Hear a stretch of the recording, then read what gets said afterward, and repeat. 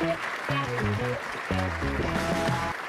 right, welcome in everybody. Welcome, welcome, welcome, welcome. I decided for us to come together today to look at Simone Biles' husband, the interview that she did, because there are a lot of people who are asking me to speak on this, and I saw that there are clips going around from a full interview, so I wanted to have a chance to at least see the full interview so that we could discuss it together without us assuming what the thing says, what it doesn't say, etc., etc. So that's what we're going to be doing here today. I am just waiting for the text to go out to the text notification squad. And then from here, we will jump into today's video. So, Merry Christmas Eve, everyone. Merry Christmas Eve. You know what? I might as well download the image. Let me save image.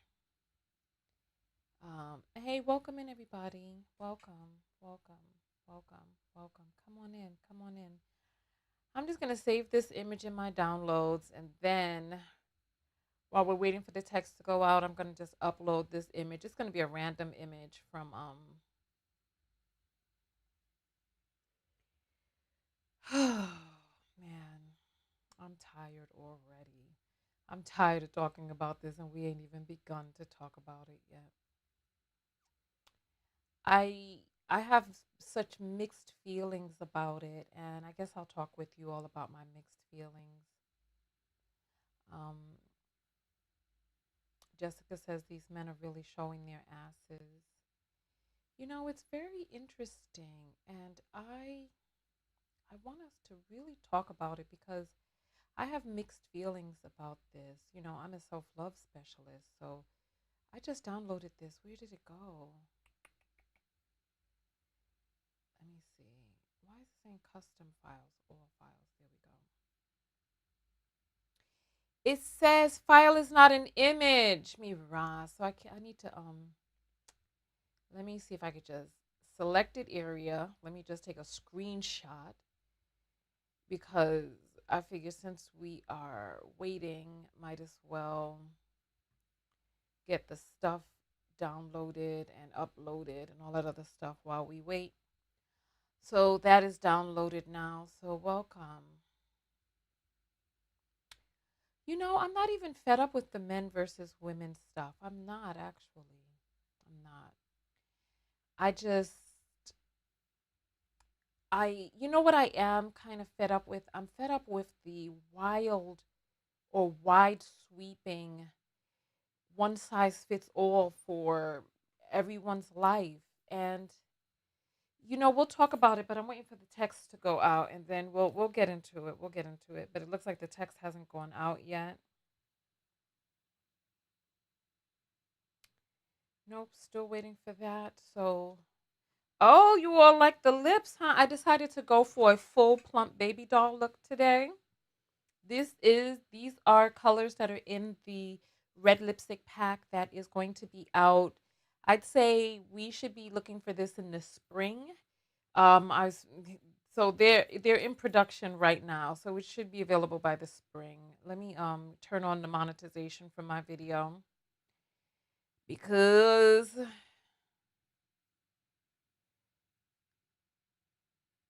we're going to put on ads every 6 minutes and show ads to viewers at different times.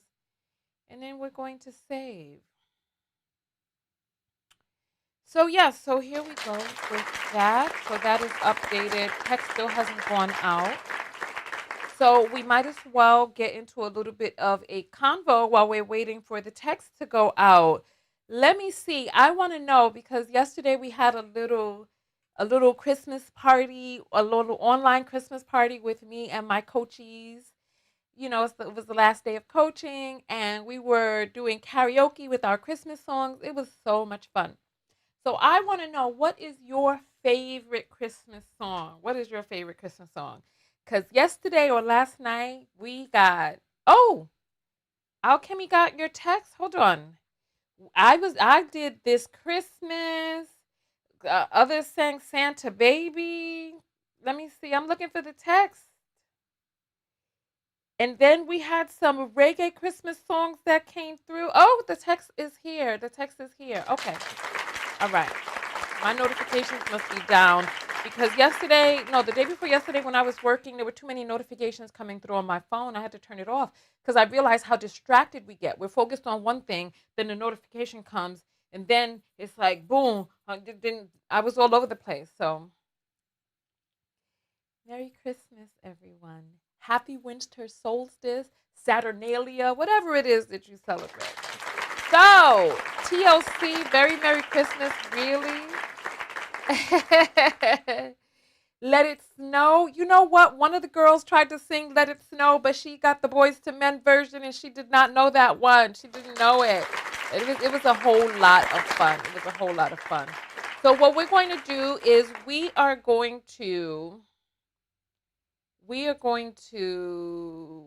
where's the thing that I need? Oh, we could actually just even put this up.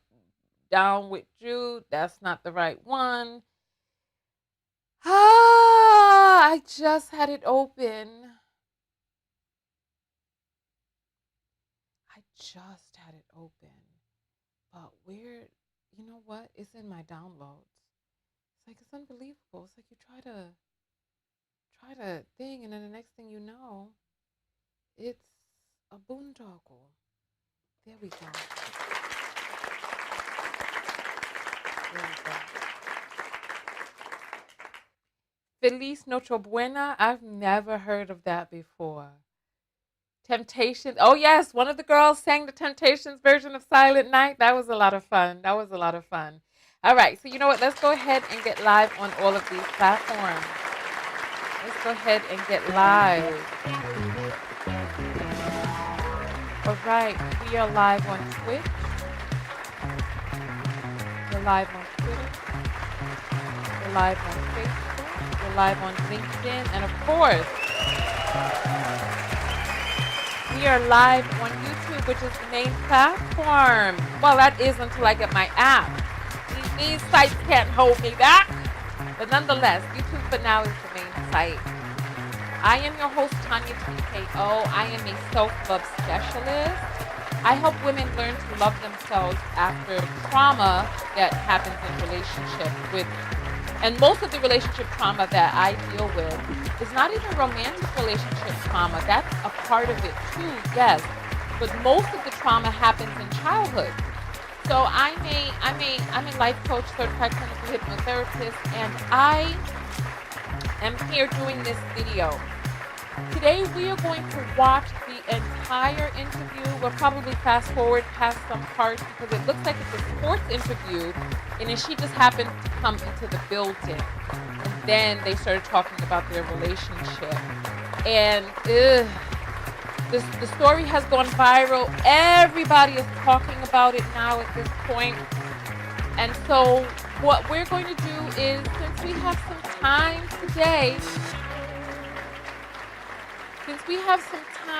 today, what we're going to do is we are going to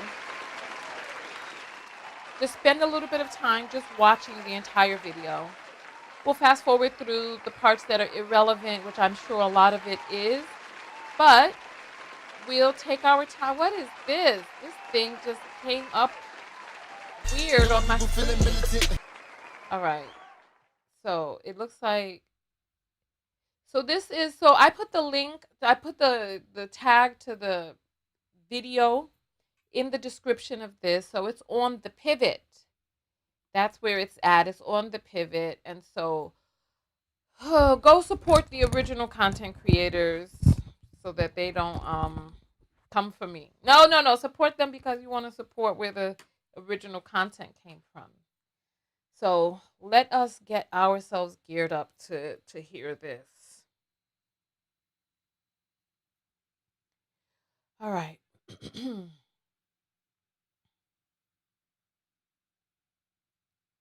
So Evelyn is saying the hands are still clapping, can't hear you. Oh, you must be a little delayed, but don't worry. We're all here. Don't worry, don't worry. The meat and potatoes is this part, or the fruits and vegetables is this part that we're doing right now. I can't have this music in here, gentlemen. So, how many of you, you know what? I'm going to say this. I'm going to say this right off the bat. What we're talking about is not about the people we're watching, it's about us. So I want us to take the time to look inward and see what self love lessons are in there for us.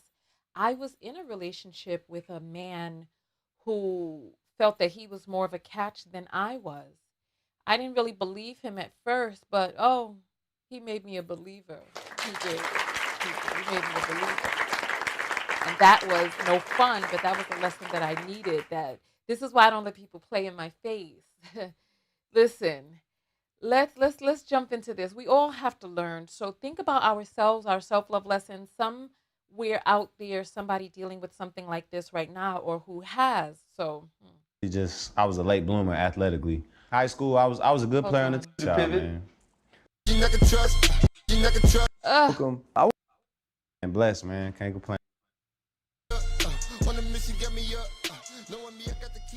What's up, brother? How you doing, man? Man, blessed, man. Can't complain. Good Welcome to meet to the y'all, Pivot. man. Freddie T, Chan, Respect. I'm RC, man. Jonathan, welcome. I want to get to it. Explain to me how a dude with a 43-inch vertical, right, that runs a 4.3 from St. Louis ends up at Missouri Western. Man, honestly, I was a late bloomer athletically. High school, I was a good player on the team, but I wasn't like totally sure of myself yet. I had long arms, like my hands was always big, but I was just kind of awkward, just limbs. Oh, that's what a 43-inch vertical is. His limbs side to side. Oh, I was about to say, what's going on here? Okay. All right. Flopping all over the place. I honestly feel like I didn't mature athletically until like my senior year of college. That was when everything just kind of like worked out for me at the right time, you know. But honestly, I was just trying to get a scholarship, man, because I knew my mom wasn't gonna be able to afford college. So they gave me a full scholarship, and I had Pell Grant, so I was able to get a little refund check, you know. So that was all I needed at the time, you know. So that's how that happened. Being awkward, was that how you had a ACL that was torn for months and didn't know? Honestly, I think it was because I wore ankle weights in high school for like a whole year, and that was how I started being able to jump. But they say ankle weights, they pull on your ligaments. So I tore my ACL my senior year of high school, and that was really what started it. Wasn't your ACL hurt longer though than you knew? Yeah, it happened like football season, but I played the whole season, and then I started playing basketball, and then I actually ran track, and I won. Ain't no way he was, listen, ain't no way he was running on a torn ACL. I tore my ACL. Your leg is like a, you know, one of them marionettes. Your leg is like a marionette on the inside. Okay. The long jump in the meet, jumping off my leg, that was my ACL that was torn. So it swelled up after the meet, so that's why I knew something was wrong. But I just went to the doctor, and he's like, "Yeah, man, you have a completely torn ACL." So, and I was just dumbfounded. That was my first like injury I've really ever had. So, and I'm already committed to my school at this time. This was January when I found out. So, well, not January, March. I already committed to my school at the time. So it's like, man, what do I like? I had to call my coach and tell him, you know, and. They seen me in their plans though, man. So they just told me I was gonna red shirt and just rehab and get stronger, you know. So all us as kids said we're gonna play in the league. Then, like you're saying, you get hurt, then you go to Missouri Western. Be honest, bro, I don't even know what the hell that is or that mascot is. Missouri? Griffin, man. It's in, Griffin, Missouri. Where is that? Missouri?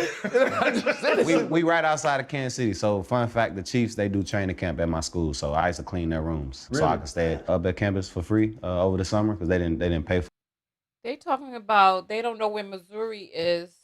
How do you even know who he is? Come, let's keep it real. For us to be up there, so I worked like on campus, like campus housing. I used to clean their rooms when they were at practice. Like that was awesome for us because we, you know, this is NFL player. You know, this is where we want to be. So like I think a big name was D'Anthony Thomas at the time. Like man, he had all these shoes. I'm like, man, this is crazy. Like I couldn't imagine, you know, myself being there. Or, you know, fast forward, I played the Chiefs, and you know, people from my school staff was with the Chiefs now, and it's just, you know, full circle moment. So what's that like weeks ago on the field with the Patrick Mahomes and all of these guys who a young Jonathan would be cleaning their lockers, and now having progressed, having matured, having. So he doesn't come from money. Remember that. Bottom line, man, I'm an undrafted free agent as well. Having to work Right. and put yourself in that position. You ever reflect on those moments though? On those moments of cleaning just to be there, just to have housing, and now having an opportunity to play against people in those same jerseys. So remember, he'll do whatever he got to do to make that money. Let's talk about that. Okay. I journal a lot just to write down things that happen just so I don't forget them, so the memories stay vivid. But honestly, now I just feel like I belong there. We all have the same helmet on now. I've made plays in the league, so that's it just builds your confidence. But that's all I can say, man. It feels like I'm Builds your confidence. So confidence needs building. I mean, we can talk about all of this once we get up to the Simone Biles part. supposed to be out there. I have friends that I played with in college, man, that watch the games now, and it's just like you get that validation, like, man, you look good out there, you know what I mean? Right. But you don't think about it, man. You just out there playing fast, like, you just see a number. It don't matter, the name. I'm just, whatever my job is, man, gotta go execute it. Through that path, did you ever question yourself? Did you ever have any kind of doubt that you was gonna be where you at? Not doubt, but I was just unsure of myself. Like, I knew athletically I could do everything, but it was more so just confidence and actually doing it. I was on practice squad for the first 3 years of my career, so that'll let doubt creep into your mind a little, just because I've been cut 5 times. So you just have to keep going, and I always had a great support staff around me, man. I had older teammates that would see stuff in me that I didn't see in myself. They would just tell me, like, bro, just stay the course. Like, I'm on the practice squad my 3rd year in Houston. I'm like, man, like, something gotta shake, and I had my boy, he's like, bro, like, you gonna be good. You just gotta, stay the course. And 3 weeks after that conversation, I get my first interception on Justin Herbert. And that was really the moment that changed my career, because now it's on film. It's not just in practice. And one of the better quarterbacks, in the NFL. And, that really let me know I could do it. You talk about being a late So he's a person who needs a lot of reinforcement. Now they're about to talk about how he was a late bloomer. bloomer and just wanting the opportunity, getting the scholarship, just get an opportunity to go out there and play. Same thing being undrafted. Those are opportunities. I think you recorded it saying you take that everywhere you go, and that chip on your shoulder. How does that, how does it really motivate? I was drafted 9th, Right. so I had a certain type of motivation. You always want to tell somebody about his Every show we I'm got, telling him. I was drafted 9th. I'm top 10. Listen, did I say that? Get it. Jay, did I say that? I didn't get say it, though. that. I get it. No, I don't understand what they're talking about. I feel like I'm missing something. So drafted, hold on, I just went back because I don't understand. I just want to get it real quick. And I had my boy, he's like, bro, like, you gonna be good. You just gotta, stay the course. And 3 weeks after that conversation, I get my first interception on Justin Herbert. And that was really the moment that changed my career, because now it's on film. It's not just in practice. And one of the better quarterbacks, in the NFL. And, that really let me know I could do it. You talk about being a late bloomer and just wanting the opportunity, getting the scholarship, just get an opportunity to go out there and play. Same thing being undrafted. Those are opportunities. I think you recorded it saying you take that everywhere you go, and that chip on your shoulder. How does that, how does it really motivate? I was drafted 9th, Right. so I had a certain type of motivation. You always want to tell somebody about his Every show we I'm got, telling him. I was drafted 9th. I'm top 10. Listen, did I say that? Get it. Jay, did I say that? I didn't get say it, though. that. I get it. No, I I'm understand, trying to ask yeah. him a question. You talking about yourself. No, I said it's a different type of motivation. Yeah. I want to hear, I know his motivation. Yeah. I want to know his motivation. I got you, Freddie. You know what I'm saying? So I want to hear from him, not y'all. Honestly, man, it's just that feeling of just, it getting looked over for so long. It just drives me to just want to prove myself. That was the biggest thing, just to show that I belong, and continue to do that. And I've had guys tell me, like, man, because now I'm in my 6th year, so they say the undrafted stuff is kind of out the window now because I'm, Right. But it just makes me want to prove myself, man, work harder, just because, I had to work so hard to show people that I belong, and I've been told that I wasn't good enough so many times, but I just took it as I have something else that I needed to work on, and so that's what really drives me. Just let myself know that I've never, you never got it, always something I can work on and something to improve on. So that's really, I guess you could say my driving force, my motivator. So I just want to keep proving people wrong, man, that's it. And the people that believe in me, continue to prove them right. Yeah, and it never goes away, to be honest with you. Like, I played 13, and you feel that every step of the way. You know, like the moment Honestly, don't get into no long shit, bro. I gotta ask you, man. God damn, y'all boys scared. Bro, as us pretty red dimes as we are, how in the hell did you pull Simone Biles? And I love this football talk, bro. I gotta get to it. I'm over here rubbing my knees trying to answer this question. Hey, Chad, I wanted to tell him, he's talking about being looked over. Now, when the right people look at you. Yeah, that's You know what I'm saying? How did you do that, bro? Man, it's really how she pulled me, man. That's the question, Oh, man. Lord Jesus. Now you with Freddie. Now it's back. Now But you listen, with I'm gonna tell you, organic story, man. So I just got to Houston. I probably have been to Houston 7 months. I was single at the time, you know, so I'm just living, being me and myself. And COVID had just hit, but I had just went to Arizona, and one of my boys are like, "Hey, man, you gotta check out this app, you know?" And I'm like, "Nah, I'll check it out." Like, So this a pandemic relationship? Oh my word. Kiki Palmer's was a pandemic relationship too. Mm, mm, mm. what is it? It was called Raya at the time. So, You know what I'm saying? How did you do that, bro? man, it's really how she pulled me, man. That's the question, Oh, man. Lord Jesus. Now you with Freddie. Now it's back.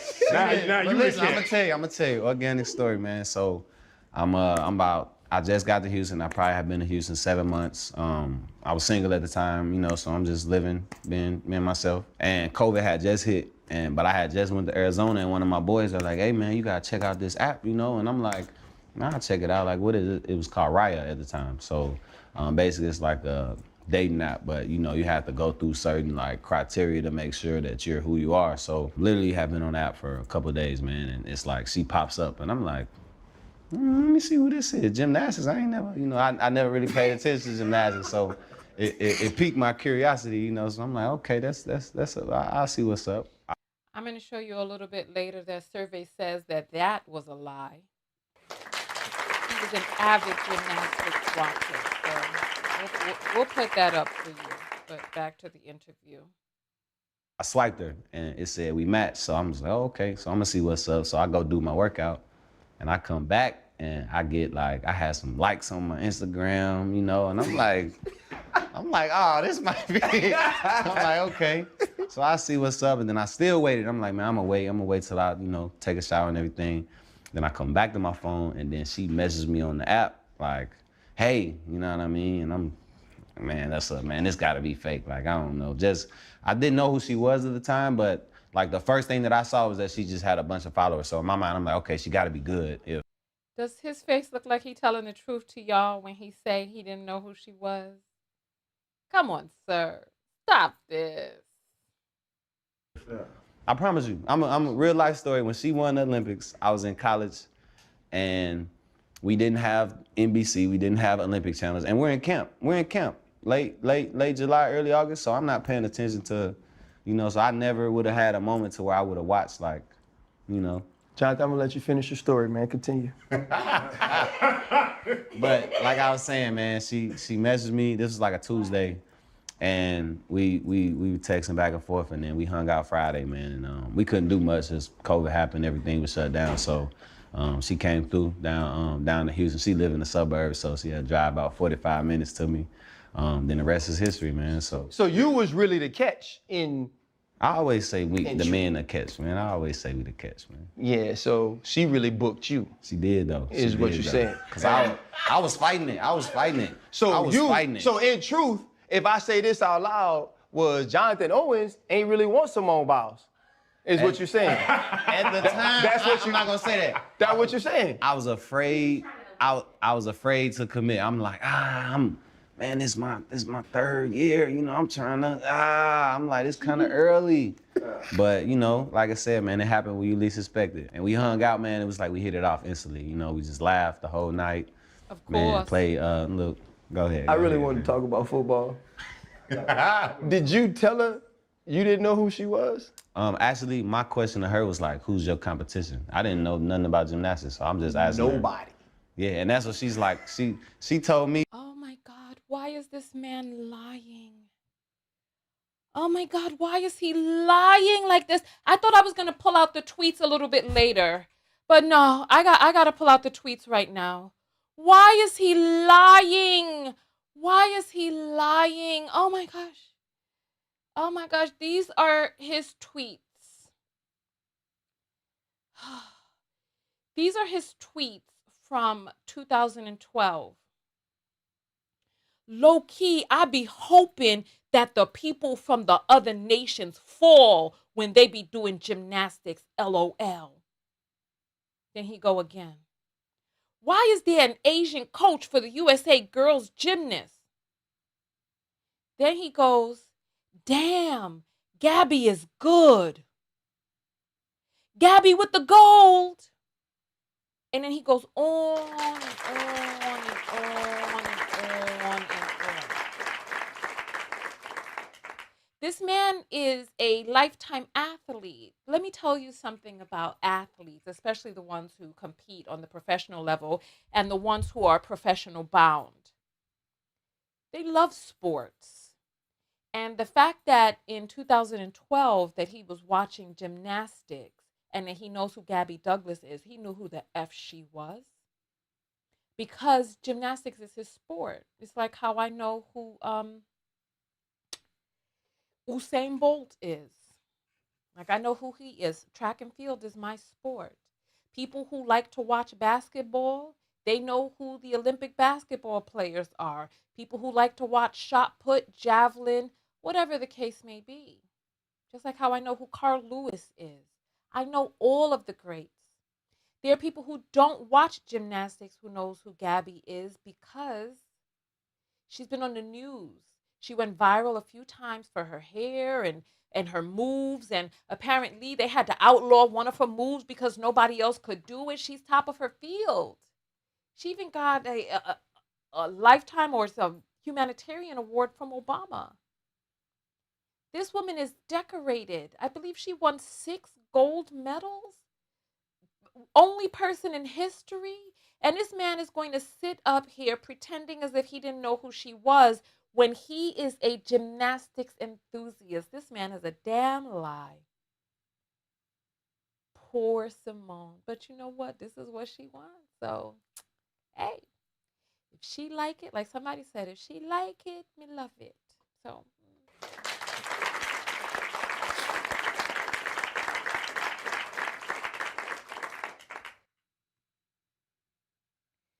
and this guy right here, the pretty dime, according to him, Lord, I'm not even going to attack his looks because, far too many, you can always tell the people who were popular in junior high school and high school. You can always tell because they got that look to them that I'm past my prime. I'm past my prime, but somebody somewhere along the lines told me I That's was one. That's cute. the most vivid memory I have of that. She was like, "This is my 3rd year. I'm trying to. I'm like, it's kind of early."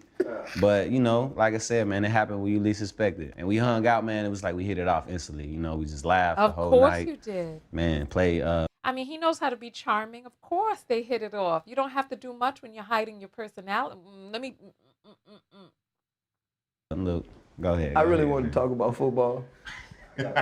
Did you tell her you didn't know who she was? Actually, my question to her was like, "Who's your competition?" I didn't know nothing about gymnastics, so I'm just asking her. Nobody. Yeah, and that's what she's like. He didn't know nothing about gymnastics. Nothing. Mm. And then he wanted to know who her competition was to find out who's competing against her. Interesting. Mm. Mother effer, if she is a United States Olympic gold medalist, other countries are her competition. Son. Like she told me like myself. That's the most vivid memory I have of that. She was like myself. I'm like, nah, for real. Like who do you compete with? She's like, myself. It's because most of the time it comes down to if I mess up or not. And I'm like, and the moment where I knew she was the real deal, we were going to. I think she had a gym invitational. No, it was milk and cookies. We were. I was It was milk. milk and cookies before that. Yo, went to get Milk and cookies It's a and cookie spot in Houston, the #1 rated cookie spot. #1 rated cookie spot, and it was so many. I think it was like a Sunday we went. It was all these moms, and they're there with their kids, and we walked past, and everybody stopped and just kids are like shaking. And it was like, oh my God, and I'm like, You thought it's because you thought you were fine, huh? Man, nah. This was funny. They asking me, they like, here, can you take this picture? And I'm like, Oh, so there it began. so There it began. There it began. Can you take this picture? Step to the side, sir.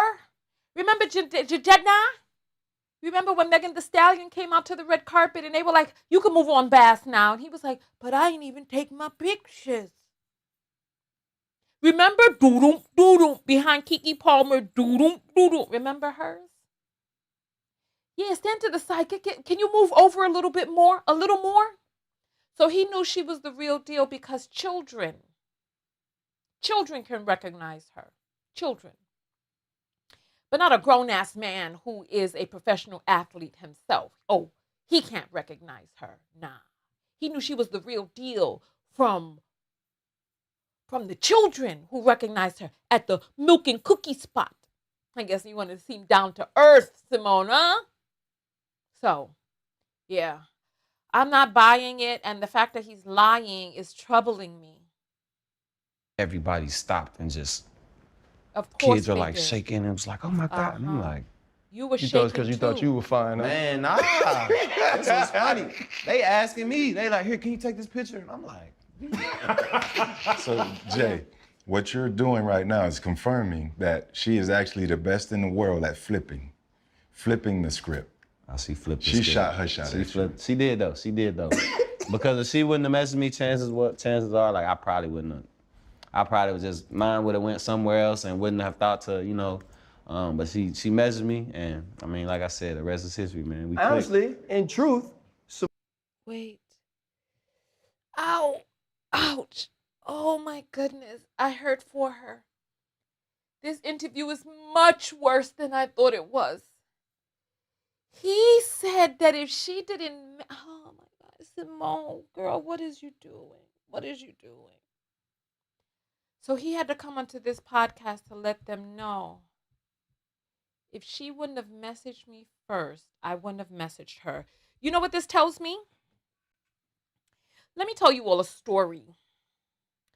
When I first started using Tinder, I didn't know that Tinder was a hookup app. I thought Tinder was an app where you meet people out near you and you go hang out, have dinner or whatnot. I thought it was like a GPS app for people who are near a restaurant. And then, I mean, 'cause it had the flame and everything on there. I thought, oh, food, burning hot food, whatever.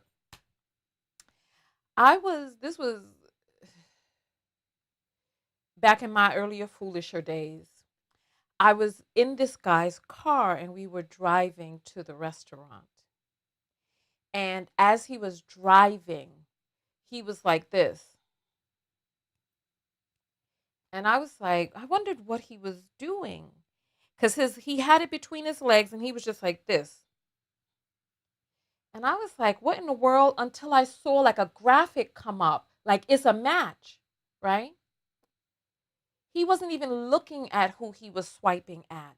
And I asked him, I was like, why are you doing it like that? And he's like, his words, because women are more choosy. So he wants to get the women who wants him.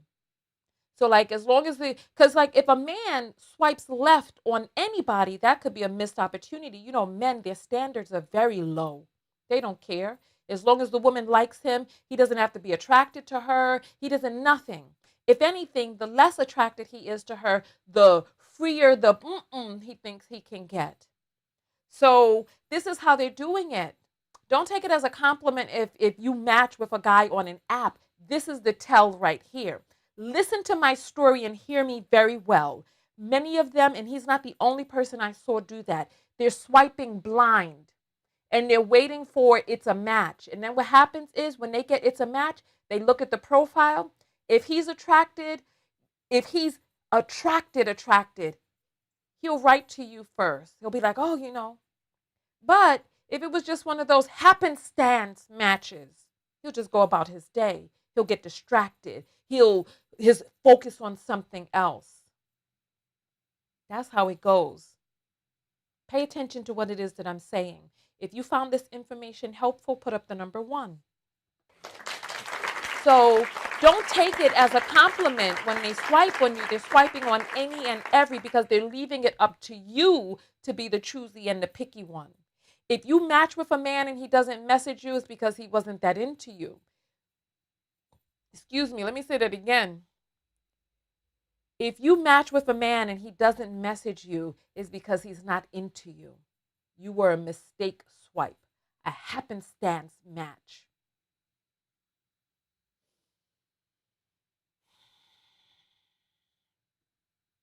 Okay, so I see. Thank you. Thank you. Exactly. Exactly. Thank you.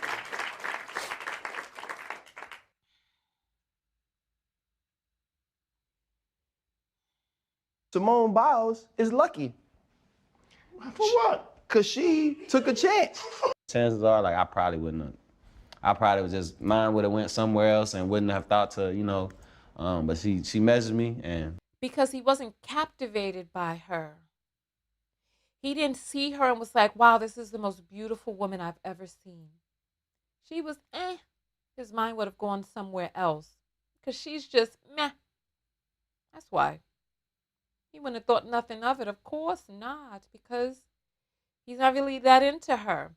I did a little bit of digging.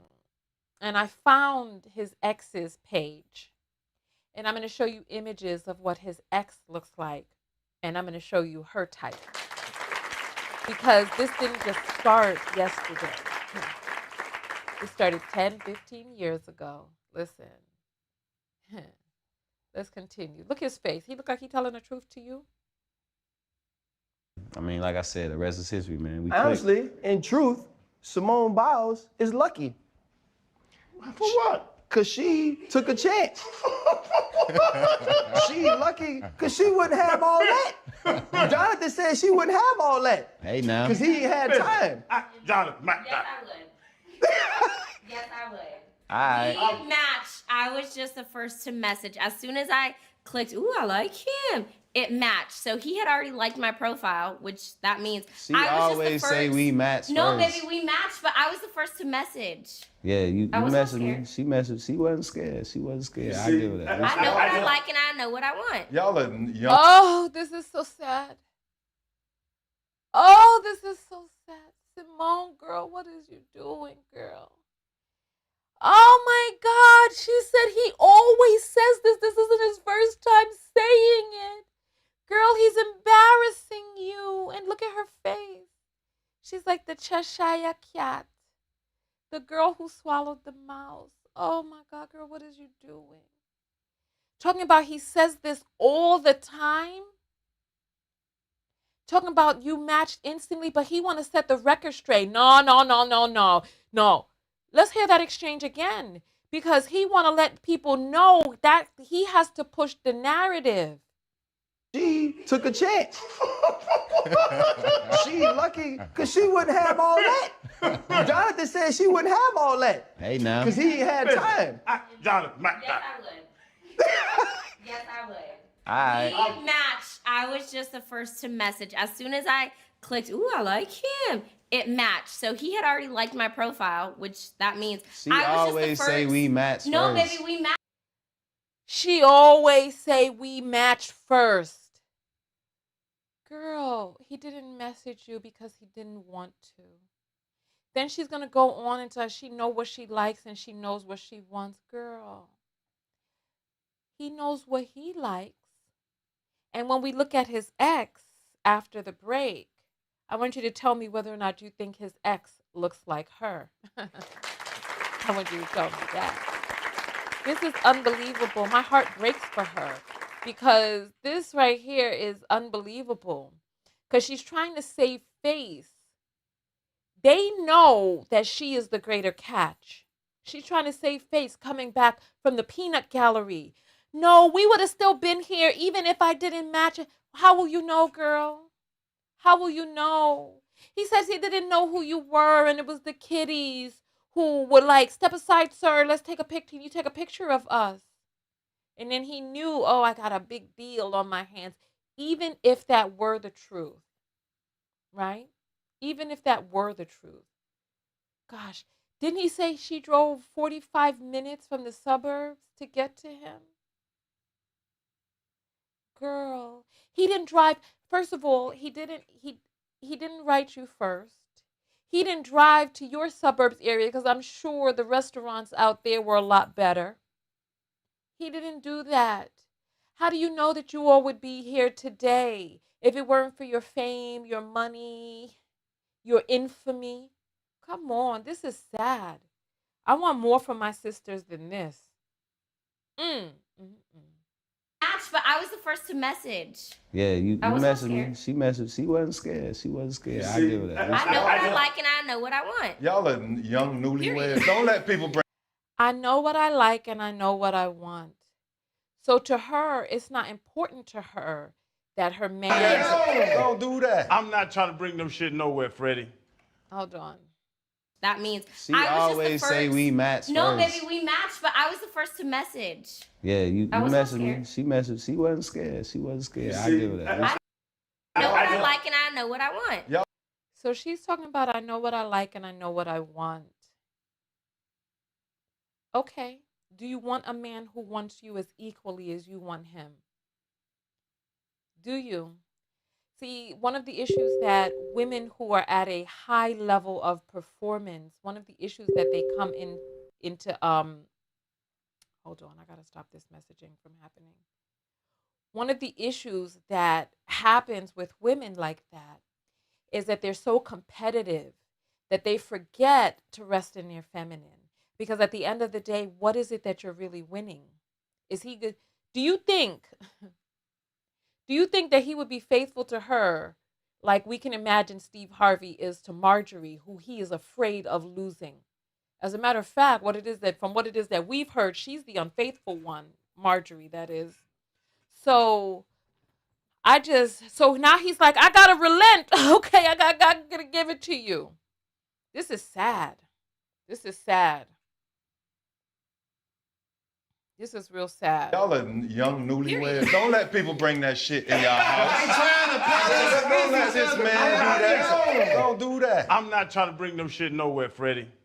This man's a hell of a safety. He only will the best never on the be planet. as good as a safety as this little motherfucker is as a gymnast. Ooh. Now you see, Simone, well, we know you like a light skin from what it is that we saw of your past dating preferences.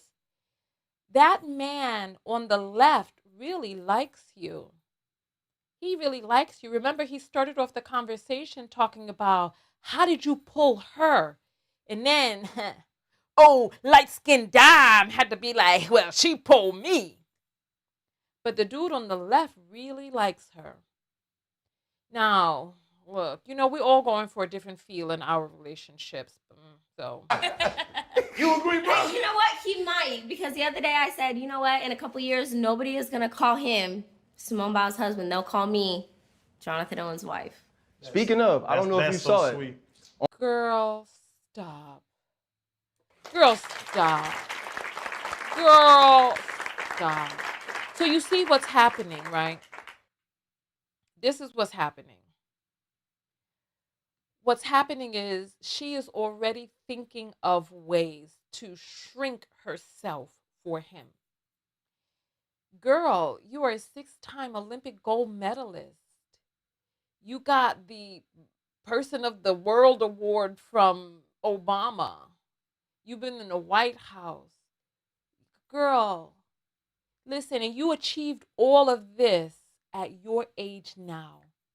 Where do you go from here?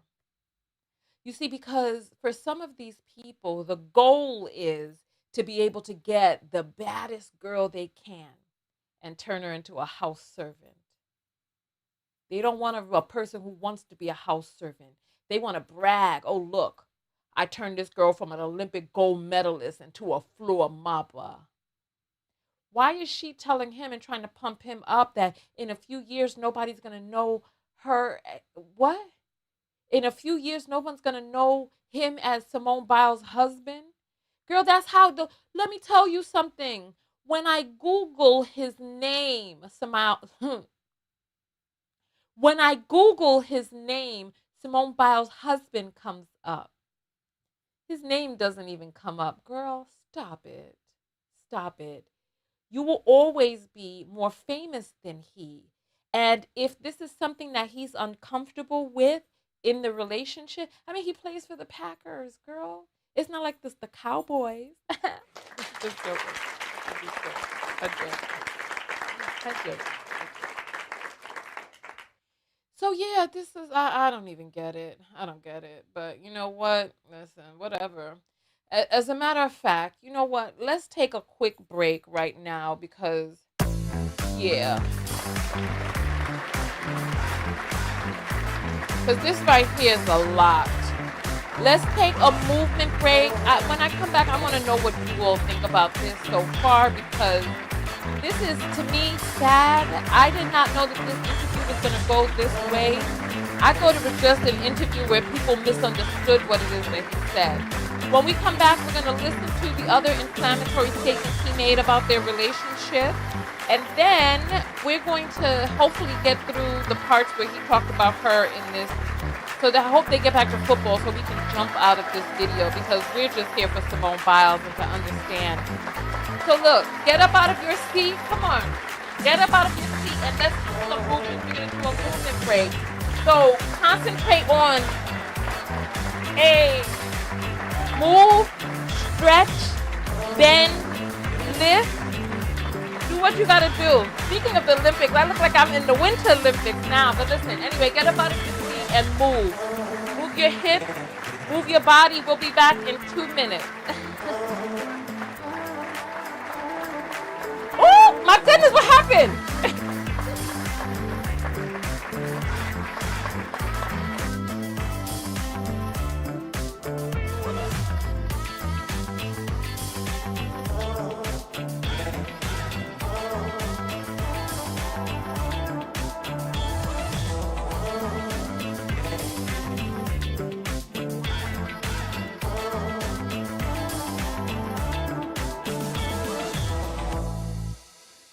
There's some QR codes on the screen. Contribute and support the broadcast.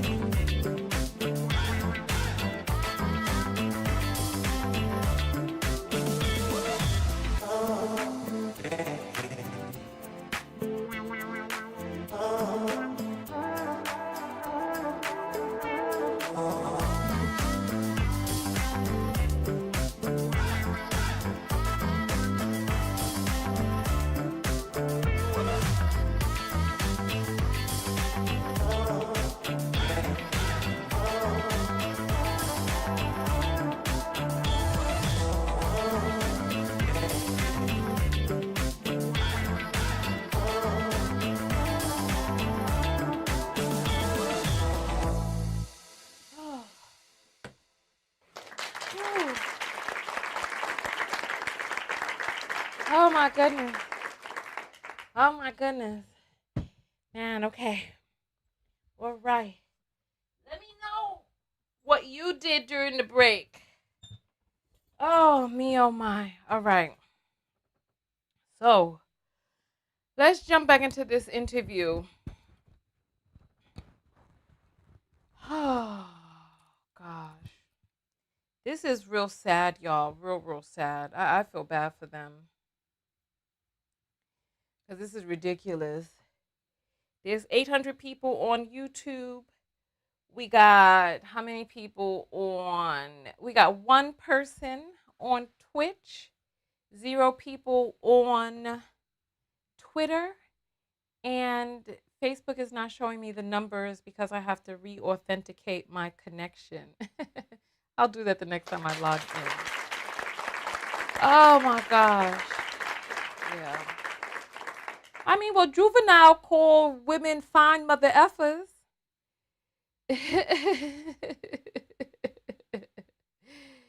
What are your thoughts about all of this so far?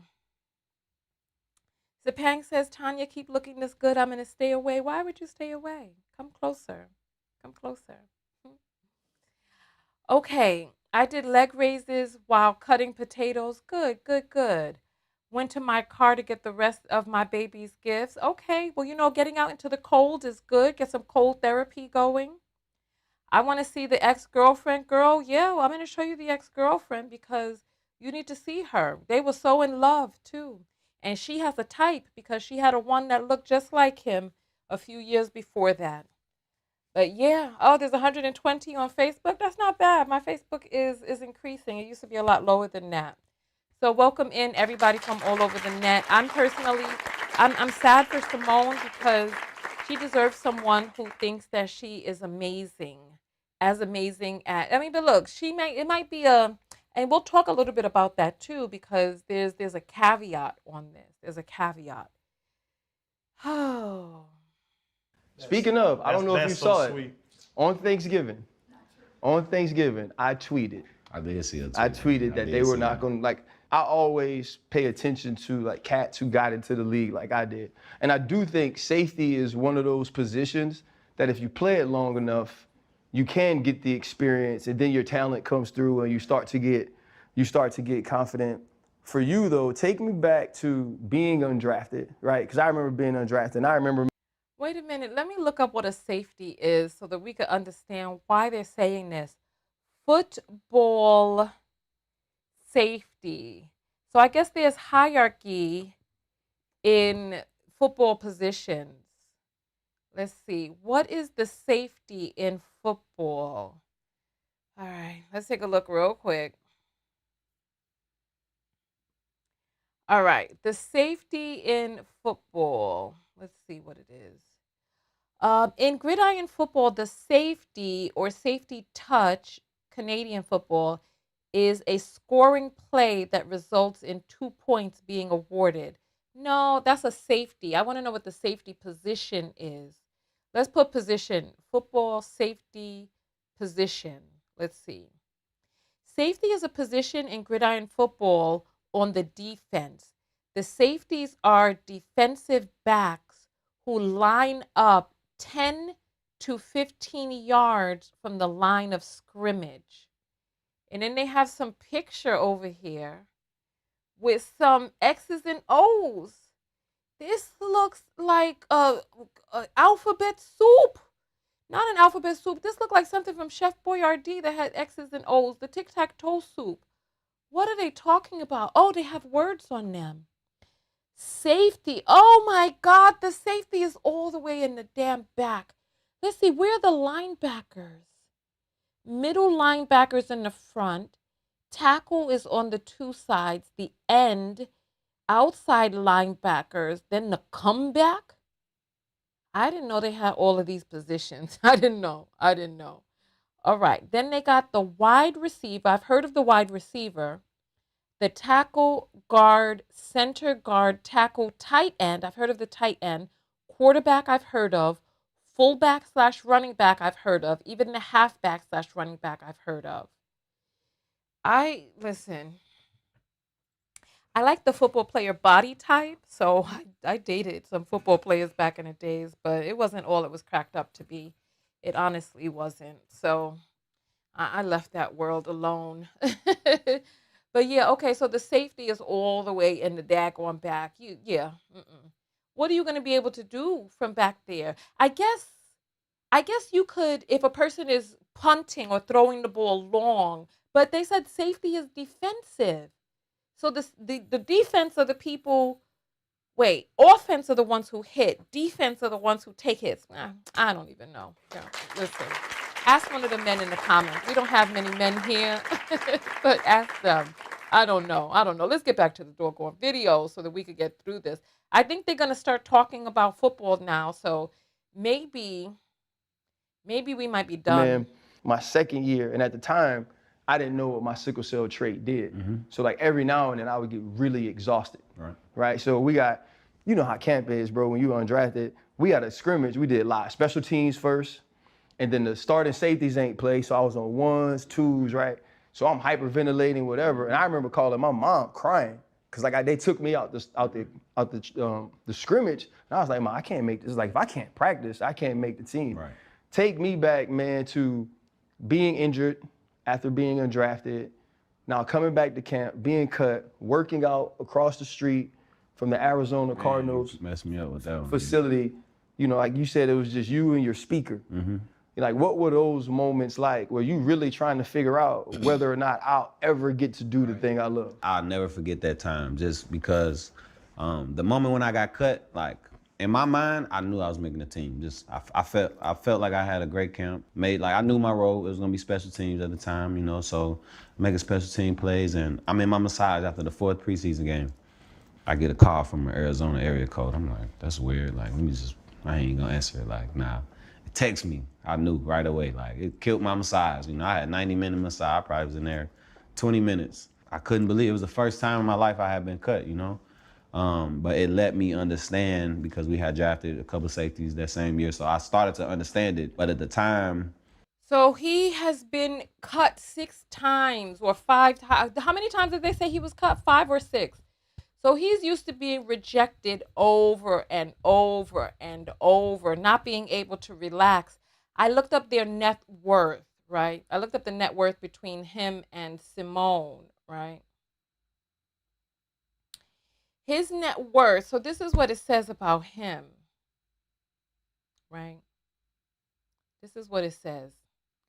Jonathan Owens is a safety for the Green Bay Packers and the husband of legendary Olympic gymnast Simone Biles.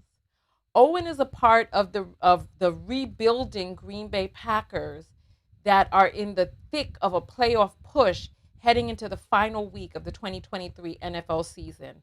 According to reports, Jonathan Owens is worth an estimated $7 million. His net worth comes from his football earnings, endorsements, and intelligent investment moves. According to Sport Track, Jonathan Owens is on a 1-year contract worth $1 million with the Packers. Jesus Christ. So he met her 7 months in on a 1-year contract. So he only had 5 more months left to go on the damn contract. But he secured his bag all right. This is so telling. Oh my goodness, this is real sad. So he's on a 1-year doggone contract for $1 million, spending the last 3 years of his career with the Houston Texans. Listen, it's very, very, very dangerous dating an insecure man because they do things to prove their manhood that may not be very healthy. So it says the rebuilding Texans decided to go another route, and Owens was forced to take his talents to Green Bay. The veteran safety has been decent for the Packers, and he is a significant backup of the team's secondary. Wait, what does that mean? Somebody says she's a football mom in here because we don't have the men to ask the question because you know they're not in here today. What does it mean when it says that he is a backup of the team's secondary? Does that mean that he's a backup of the secondary players? Does that mean that they're primary players, secondary players, and then he's a backup of the secondary? Lord, even this website, Sportskeeda, they call him a decent player while they call Simone Biles legendary. Sir, stop. You are not inventing new moves in football. You're standing at the back of the line. You're in the back of the line. Football mom, where are you? Where are you? Where are you, football mom? I need to hear. Secondary is special teams, comes off the bench. He doesn't even start. Practice, third string. Doesn't Simone compete? She listen, third string. Hold the hell up. Back up to the secondary means he's third string. Oh my Lord of mercy. Boy, how dare you talk about you are the prize? What is it that makes you the prize? A broken X chromosome which turned into a Y? Some spindly braids hanging down off the sides of your head? What is it that makes him the prize? I need to know because the girl, from what it is that I'm hearing, she's only 4'11", so she don't need a really tall man. Even 5'5" is tall to her. So I want to know, what is it that makes him the prize? He's not legendary in his career. He's a third string backup, bench warming red shirt. I'm just putting terms together now. I don't know. I don't know these words. I don't know. I heard he was red shirted. So I guess he's a red shirt. I don't know. I don't know what these mean. You could tell me in the comments. I don't know. But this sounds real sad. This sounds real sad. No, he starts secondary, which means secondary line of defense, aka defensive backs. Well, he's a safety. So, okay. Okay. The team's and he's a significant backup of the team's secondary. It says he's a backup. It doesn't, I don't know. Maybe that's a football term. I don't know. So let's see what else we have here. Let's see what else this thing says. How much has Jonathan Owens earned in the NFL? According to Sport Track, Owens has earned $3.2 million during his 6-year NFL career. How long is I heard an NFL person's career is max 9 years. Let me see how long is the typical NFL career, because I saw I was at a film festival. How long I was at a film festival is typical NFL career. Let's see. Oh, it says 3.3 years. So he's doing good then. The average length of a player's career in the National Football League is relatively short, with the average career lasting around 3.3 years. The league is considered one of the most physically demanding sports leagues in the world, with players regularly exposed to hard hits and collisions. So he is, this is according to Statistica. So Statistica is saying 3.3 years. So he has a busted knee. He's a secondary to the backup. I don't know what's going to happen. This doesn't sound good. But it says here, during his 6-year NFL career, which means he's probably retirement age now at this point, the former undrafted free agent earned $375,000 in his solitary season with the Arizona Cardinals, $1.8 million in Houston, and $1 million with the Green Bay Packers. Owens entered the NFL as an undrafted free agent following a fruitful collegiate career with Missouri Western State University. Oh, so that's why his ex-girlfriend was in Missouri. Oh, interesting. I'm going to show you her picture in a moment. Okay, it says, however, the laurels weren't enough to get him drafted in 2017. Owens going undrafted serves as a reminder of how competitive the NFL is and how some of the best players in lesser-known collegiate conferences go undrafted, with some never carving out a niche on the gridiron. Well, you know what? Oh, it says here that Owens earned second team All Mid-American Collegiate Athletics Association honors and was named MWSU Male Student Athlete of the Year in his final year of college, but he still couldn't get drafted. Wow, this is sad. Well, listen, he's a millionaire. He doesn't have as much money as she does. I heard that she has $7 million, Or is it 16? Let me see. Let me see. Let's see. Simone. Oh, let me see. Simone. You see? Look. You see when you type Simone, the first thing up is Simone Biles' husband, Simone Biles' net worth. Because people want to know now, 16 million. So she has more money than he. Let's take a look at some images of this young lady. Top of her game, I'm telling you. This girl is no joke. Wow, she's a powerhouse. And she's happy. She look if she this is how, but my lesson is for the rest of us because if this is how she wants to live, there's self love lessons in here. But what can we do? What can we do? He looks sad all the time. I'm like, wow, I did this on the field. Like, I don't get it. But, being undrafted, that route's going to be a little harder for you. Just they don't have anything invested in me like that money wise, So, man, it was tough. Like, I struggled with trying to figure out who I was. Because when people ask me, like, let's say I'm walking around my apartment building and somebody, oh, what do you do? Like, what do I say?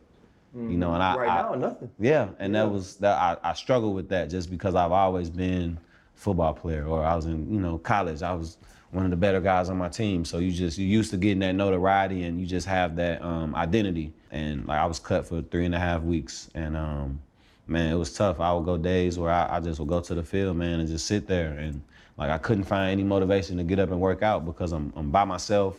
I'm in Arizona. My family's all in St. Louis, so I'm. Wait, he was cut after 3 weeks. They saw something.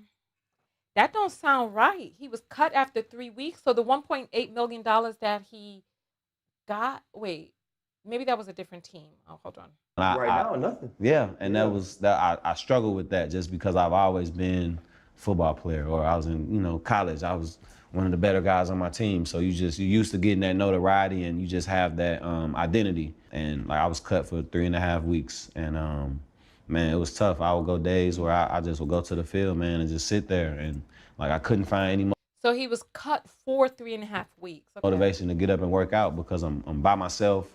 I'm in Arizona. My family's all in St. Louis, so I'm there by myself with my dog, and it was hot. So I'm just like I felt in my mind I felt like I had no support, but I did. I just didn't want to tell my mom. Like my mom had no clue I was going through what I was going through, because I just as football players we have to. I try to keep that everything's all right. I'm fine. Like the car gonna come. But secretly, like, man, I was freaking out. Like, I'm like, man, what am I gonna do? Like, I'm not gonna say I didn't have a plan B, but I just felt like this is what I was supposed to do, man. Nah, you just know if plan A works out, it's a lot better than plan B. Yeah, I've been there. I remember, man, I called one of my best friends, man. He went to college with me. He played in the NFL for a few years, and I'm just talking to him like, bro, like, I'm struggling right now, man. Like, phone not ringing, I had a tryout at the time, and I went. My trial was with the coach, man. I'll never forget. I go through, I think I killed a workout. And it's no coaches out there, just scouts. So I'm like, man, this is kind of weird, but whatever. I'm talking to one of the scouts. They're like, we just didn't see that explosion that we seen on film. And I'm like, explode. That's all I know. Like I had the highest vertical in the whole draft class. Like I couldn't believe it, but I'm like, it's on film. Like if you wanted to know how fast I was, you should just have me run a 40. Like I'm doing DB drills, so I'm thinking slow, smooth as fast. Stay like clean. I want to keep feet time on the turf in Indy. And they sent me home. They sent me to the airport at like 12. My flight wasn't till 7. Dang. And that was the moment. Oh, wait. You see, yo, oh my God.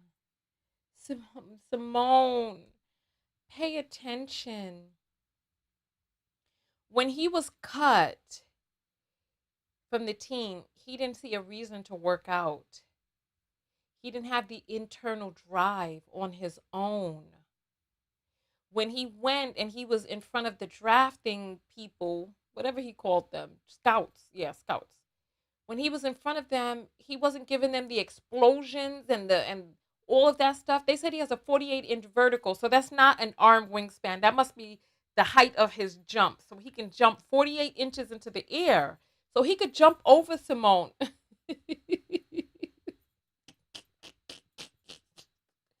Nonetheless, Yo, they sent him back to the damn airport like he was trash.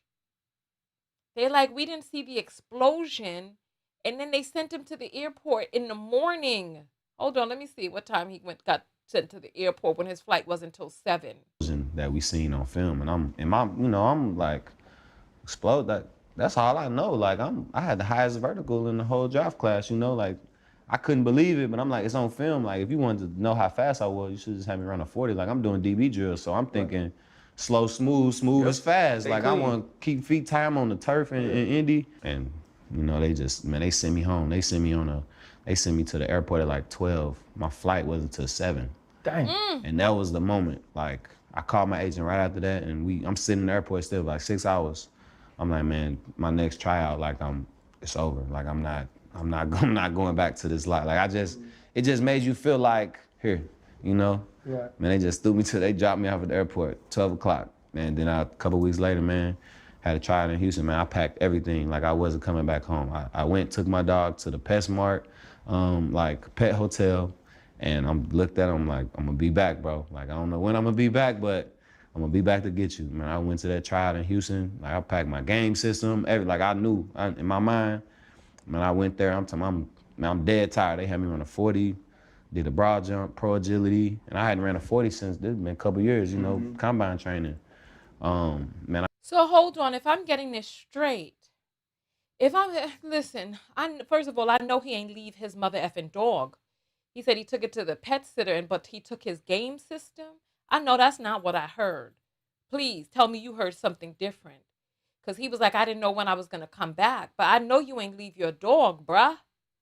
But this is what I'm hearing. I'm hearing that he went to a damn tryout.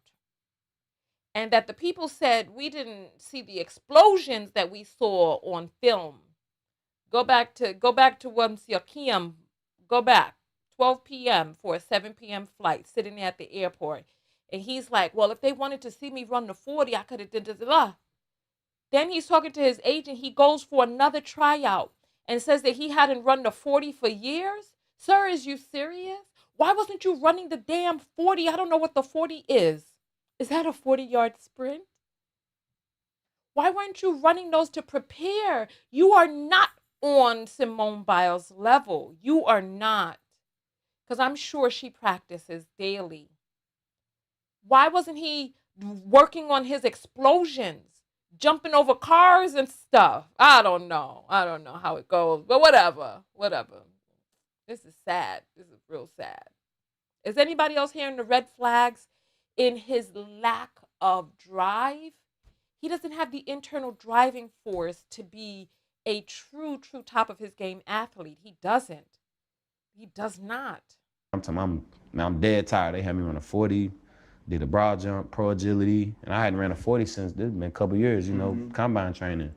Man, I'm talking about I'm dead exhausted. I'm catching deep balls. I'm sprinting all the way back to the guy, letting them know, like, man, I'm not going back home. Like, I started to do medical, and I'm like, I'm getting an idea. Like, okay, they probably, man, the guy came in and told me they was gonna sign me to P Squad, and that was, man, like I cried, like, just. Wait, what's the P Squad? For football moms, people who know these terminologies, what is the P Squad? Because that don't sound good. That sound like people who twirl the flag on the field. That's what that sound like.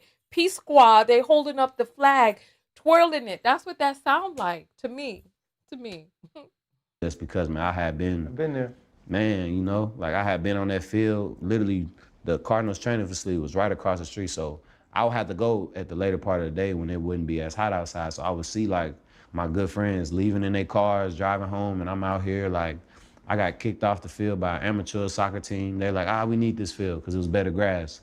So they sent me, I had to go find another field that was choppy, wasn't cut up, and man, I'm out there with my little plastic water bottle and my speaker, And then, like I said, man, I got signed to Houston September 29th, 2019, and it was like, That's a testimony, though, man. And I think, like your story is, when you're going through it, you feel like you're the only person that's ever been through it, and you're the only person going through it at that time. But there's only one person that get picked 9th every year. Right. There is. Like, there's just, and like, not being funny, there's only somebody that's that good, that's accomplished, that much. There are more people like us Right. that don't get drafted, they get passed over for 7 rounds. And it's about in those times where you feel like it's over, believing in yourself enough to keep trying. You know what I mean? Because I remember, so when I Wait, it's not Peace Squad. It's P Squad. You see, this is why I need to stick to what I know. 'Cause I don't know what's going on. P Squad means practice squad. Lord have mercy. Oh my goodness. So wait, I think I was wrong earlier. I think they met in Houston during the pandemic. I think he plays for Green Bay now on a 1-year contract. I think his Houston contract is over. Oh, this is sad. What is going on? Which means now he lives in another state with all those cheeseheads up there, all them white girls. And listen, I'm going to show you his ex. Should I show you now? Well, listen, I need to warm myself up to this so that you all can see. I got cut from the Giants the first time, well, the second time, when they cut me and they sent me home, I just got married. And so I'm married, and so I took a job at LSU, because that's where I went to school. I graduated, they were looking out for me. And I remember somebody coming into the office and, being like, man, you were so good in college, this and this, they ask you what happened. And it's hard to explain to somebody who thought you were really good in college. Well, they don't really care that much because they didn't draft me. Like, I wasn't drafted. And I remember somebody asking me, like, was I okay? Like, had I played long enough? And I remember I used to lie to people and be like, man, I was undrafted. I got 2 years. That's a blessing. And I remember, man, for a week, I just went home and prayed that I got a shot. I was like, just give me a chance. I remember I went to the first cuts after I made the tryout, the first cuts. I was the last name, like the very last name. But on the screen, nobody called me, nobody texted me. We're in Washington. And I remember, man, I was on the phone, and man, how like your significant other act, like you don't be pissed, they just be more pissed off for you. You know what I mean? She was like, dang, mother effer call you, woo, woo, woo. And I was like, nah, it's like all I asked God for was a chance. So I got on my knees, man. I thank God. I packed my bags, brought them to the facility the next day. I'm telling everybody goodbye. And Greg Williams called me to the office, and he was like cussing. He was pissed off. And he told me that day, he was like, I don't know why they put your name on there. You're not cut. He said, and if we picked the team today, you'd make it. You know what I mean? And it just came to me like, what if in that moment, I was reading Job at the time. I was like, what if in that moment I cursed God for giving me the very thing I asked for? And so, man, like your story is a testament to sticking to it, man, and perseverance, man. So, like, give that testimony to other people in that locker room. The business of the NFL, something you're talking about. Do you think a lot, now I don't want to say you're a vet, you're still a young dude, but do you think a lot of guys understand the business side? Understand it like affects you, you know what I mean? Where, like I said, you are an undrafted guy, and they do have guys that's drafted in. You might be outplaying them, but they're still gonna, Somebody is saying Simone practiced 6 hours a day. This man barely practiced and expects to be the best. He the prize though, right? He the prize. because we see a future with them, you know what I mean? So they're gonna kind of push them, and I just feel like sometimes when you undrafted, you have to work so hard to show that you belong, versus when you drafted, you get more leeway, And so that was just something that I would just have in my mind just while I'm out there. Like my earlier years, like, man, I can't mess up. Like, I'm only gonna get a cup 2 reps at practice, and it's camp. Like, I'm getting 2 reps at the end of practice, and I'm trying to keep myself warm. Like, I don't think we're gonna be watching this interview for much longer because I don't I ain't understanding the terminology. I ain't really into it that much. I'm just learning about him, but I got my talking points already from or what I've already heard. and then you start to understand how it's looking. You start to see people. It's like that 3rd week, getting towards the end of August. You're like, yeah, let me start focusing on these special teams. So let me go to the, you know what I mean? Just from watching guys, man. Like I just start to see how you just have to find your role and maximize it. When you get the opportunity, you just can't look back. So like Mike Thomas, he was a big time vet for me when I was in Houston. Like, he undrafted. Great dude. What he played 12, like he was at 12, 13 years. And so he just like, hey, Joe, like, he would always talk to me because I would just be in my head like, bro, I know I'm good enough to play. Like, I'm doing it in practice. Like, at the time we were in 2019 in Houston, we had one of the better offenses. So, You know, that was the year we lost to the Chiefs. I can't So I'm in no practice more. going against these guys. I can't no more. I can't no more. Yo, Simone, more power to you, girl. More power to you. I can't say that. Listen to that. Let me just, I'm going to scrub the transcript and just look for the word mental health because apparently they talk about mental health in this. So let me control find mental. Oh my Lord, I left the A off. Mental, let's see. Mental is listed 7 times. All right. All right. So, oh God, we are at 24 minutes. I really don't want to do much more of this. I'm just jumping ahead to the mental health part. So, 36 minutes in, he starts talking about how hold on. Sure, I don't want to listen to no more. I don't want to listen to all of this. Let me just search for her name. Let me look for Simone, Simone, so that we could see. Okay, so Simone is mentioned 28 times in this interview. So oh God. Okay, so they stopped talking about her at 13. Then they talk about her again at 32:49. All right.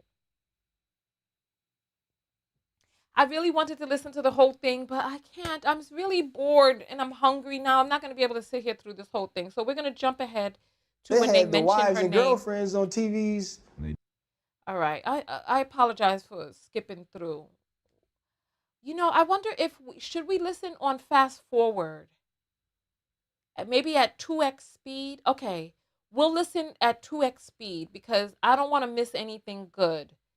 So we'll go back and then we'll listen at 2x speed, okay? I'll do that so that we don't miss anything because I want to be done with this once and for all, okay? So we're going to turn it up to 2x and then we're just going to listen very closely, okay? That's what we're going to do because because if it's at 2x speed, it'll take us 5 minutes to get through 10 minutes. So let's just go. She was like, dang, mother, if I call you, woo, woo, woo. And I was like, nah, it's like, all I asked God for was a chance. So I got on my knees, man. I thank God. I packed my bags, brought them to the facility the next day. I'm telling everybody goodbye. And Greg Williams called me to the office and he was like cussing. He was pissed off. And he told me that day, he was like, I don't know why they put your name on there. You're not cut. He said, if we pick the team today, you make it. You know what I mean? And it just came to me like, what if in that moment, I was reading Job at the time. I was like, what if in that moment I cursed God for giving me the very thing I asked for? And so, man, like your story is a testament to sticking to it, man, and perseverance, man. So like give that testimony to other people in that locker room. The business of the NFL, something you talking about. Do you think a lot, now you don't say you're a vet, you're still a young dude, but you think a lot of guys understand the business side? You don't understand it till it like affects you. You know what I mean? Where, like I said, you are an undrafted guy, and they do have guys that drafted. You might be outplaying them, but they're still gonna, you know, because we see a future with them. You know what I mean? So they're gonna kind of push them. And I just feel like sometimes when you undrafted, you have to work so hard to show that you belong. Versus when you drafted, you get more leeway. You know, and so that was just something that I would just have in my mind just while I'm out there. Like my earlier years, like man, I can't mess up. Like I'm only gonna get 2 reps at practice. And it's camp. Like I'm getting 2 reps at the end of practice. You know, and I'm trying to keep myself on. Like, and then you start to understand how it's looking. You start to see people. It's like the 3rd week, getting towards the end of August. You're like, yeah, let me start focusing on these special teams. So you know what I mean? Just from watching guys, man. Like I just start to see how you have to find your role and maximize it. When you get the opportunity, you just can't look back. So he was only getting 2 chances to practice. Oh my gosh. You know, so like Mike Thomas, he was a big time vet for me when I was in Houston. Like he undrafted, he played 12, like he's at 12, 13 years, and so he just like AJ, like he would always talk to me because I would just be in my head like, bro, I know I'm good enough to play. Like I'm doing it in practice. Like I'm at the time we were 2019 in Houston, we had one of the better offenses. So you know, that was the year we lost to the Chiefs. So I'm in practice going against these guys every day, just feeling like I'm getting better. Like I'm catching interceptions, man. I feel like I'm being impactful, and it just wasn't, nothing was shake. But he was just always just talk to me like, man, you just gotta, hey, it's undrafted, just gotta stay the course. And that was what helped me was talking to guys, and just always, they always tell you, man, find a vet to look after them and just kind of watch how they work and their routine, how they take care of their body. So now I try to be that like guy for people. Just if I see a new dude in the locker room just got signed, like, hey bro, come on, like just or you want to meet him, hey bro, don't sit there, that's somebody's spot, just here, you can sit, because it don't take much effort to just like I know you don't know nothing, you know what I mean? It ain't hard to be a good dude. But I just remember being like new, unsure where I'm supposed to go, and now I have kind of established myself, and so I always make sure I get back. And like I'm the one I always talk to rookies, just get them here, like, hey bro, probably shouldn't do that. Like look, I'm just homeboy to homeboy. Like let me just let you know, like this is, He got tape on his face because Simone probably slapped him and she was wearing a ring. She was like, don't you ever say, I don't know. I don't know why he got tape on his face. So just try to kind of bring guys along and any way that I can, Outside of trying to make a roster, convincing your family that you ain't got it like that. How were you able to stay focused and let them know, look, I'm still grinding. Just because I'm in the NFL, that doesn't mean I got $5 million here or $2 million later away. How were you able to navigate that with your people? Honestly, my mom asked me for a thing. Like she's terrified to ask me for something. That's just the type of person she is. She'll rather try to figure it out herself. And if people ask her, she'll just kind of like, nah, you don't do that. So I guess it's just having like strong people, around you, man, to help. Like my mom, like man, my wife should tell me, like, no, you're not doing that. No, like just the other day, no, they're not getting that for Christmas. I don't care what you say. Got you, baby. Sound good, but it's like it's stuff like that though, to where it really helps you because me, I'm just like I want everybody to like. So my rookie year I did, like I didn't know. My rookie year I was, the most generous I've ever been, just because, I'm getting a little bit, so I want to make sure everybody good. But who's gonna help you if you don't have nothing? They would always say as rookies, the thing harder than training camp is learn how to say no. Yeah, especially for rookies. It took me like a kind of. So Simone is telling him what he can and can't spend money on, because he would take care of everybody. He done squandered his money on his peoples. Year and a half, to just really like learn. And honestly, it took me being cut and not having income from, because that's the time, checks stopped last game. So first week. So he's talking about when he didn't have money when he was cut, so he wasn't saving. Of January, and then I'm like, oh, yeah, I'm gonna be on the team, like at least P squad, like at least they kept Arizona kept me on the team for IR. So I'm like, I know, I think they like me, so man, we get all the way to. Oh gosh, let me slow this down a little bit just so I can hear what he's saying about when he was cut. Let me slow it to 1.5, okay, instead of 2. September, and I'm like, dang, and then I get cut, and then it's like, I gotta, like, man, like this really be crazy because you just spin it, you know what I mean? And so that was the moment really where it's like, okay, like you gotta really, just have to lock in with it, you know what I mean? And it do suck sometimes telling people no, because you just, as a good person, you want to just help everybody, but like I said, just having good people around me, man. My mom, she's awesome. You guys are playing like as your ascension. Well, y'all had like Rudy, Darnell earlier. Like those guys have gotten banged up. Like you've got an opportunity to play. And I always say, man, like when you get a chance, make them have to pull you off the field, right? You don't give that spot up. And you guys, Detroit is leading the North, a team that y'all beat, the Kansas City Chiefs, the defending champions, a team that y'all beat, along with you ascending and the team playing well. You have seen the ups and downs of a young guy like Jordan Love. What is like him starting to play well? How has that helped your team win some of these big games and actually put y'all in the playoff hunt? Man, I'm gonna just tell you about J Love, man. Like we see so much in practice, like just the arm angle, just the touch, and I can tell how much he's watched and has learned and grown since he's been in the NFL. But man, he's it's all about confidence, man, and just playing free and just being decisive. Really seeing it. Like once the offense really started, rolling, we were in the Kansas City game, and I'm like, man, we only punted twice, I think, and that's I'm also on punt. I'm the president protector, so that's how I want to. Yeah, so, I hated that joke too. Bro. I kind of like to hit. Not me. Yeah. I was like, man, y'all better call the TV timeout. I used to be gassed, dog. You got to do the count. Hey, right. You got to get the player performance, man. Every play you out there. Yeah. So like, just how do you feel about where the team is now as you guys start to get healthier, and now it's time to make that push to put yourselves in the playoffs, which y'all are in the wild card hunt now? I just feel like this is just the best time for us to be hitting our stride, man. Just finding our identity, offensively and defensively. You get to December football, and this is where it really matters. Some of you all ain't SHIT. Some of you all ain't SHIT. Somebody saw a comment come across that said, I know he only paying the light bill. Why y'all gotta be like that? Why y'all gotta be like that? Why y'all gotta be like that? Don't do the man like that. Don't do him like that.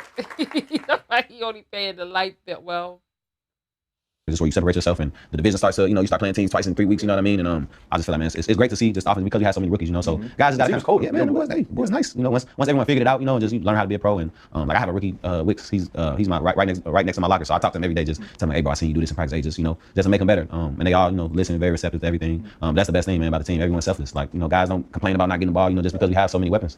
And defensively, we just have so many vets. Like we have guys that have been there, been established, and they don't let you slip. Like what are they talking about? Like, why you cry all the time though? Man, he need to like.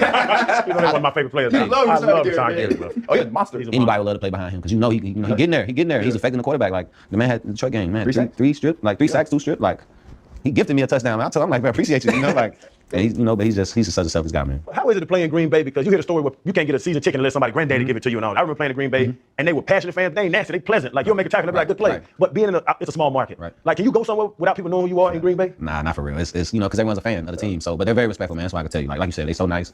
This is the first place I've been that has like an actual like Green Bay fan base. When I was in Arizona, big melting pot. So people from everywhere. You have away games. You're gonna have a lot of people from another team, And then Houston's the same way at the time. A lot of people. So Green Bay is like, man, you at the home games, like it's an energy like I can't explain to you, man. That Kansas City game was so loud.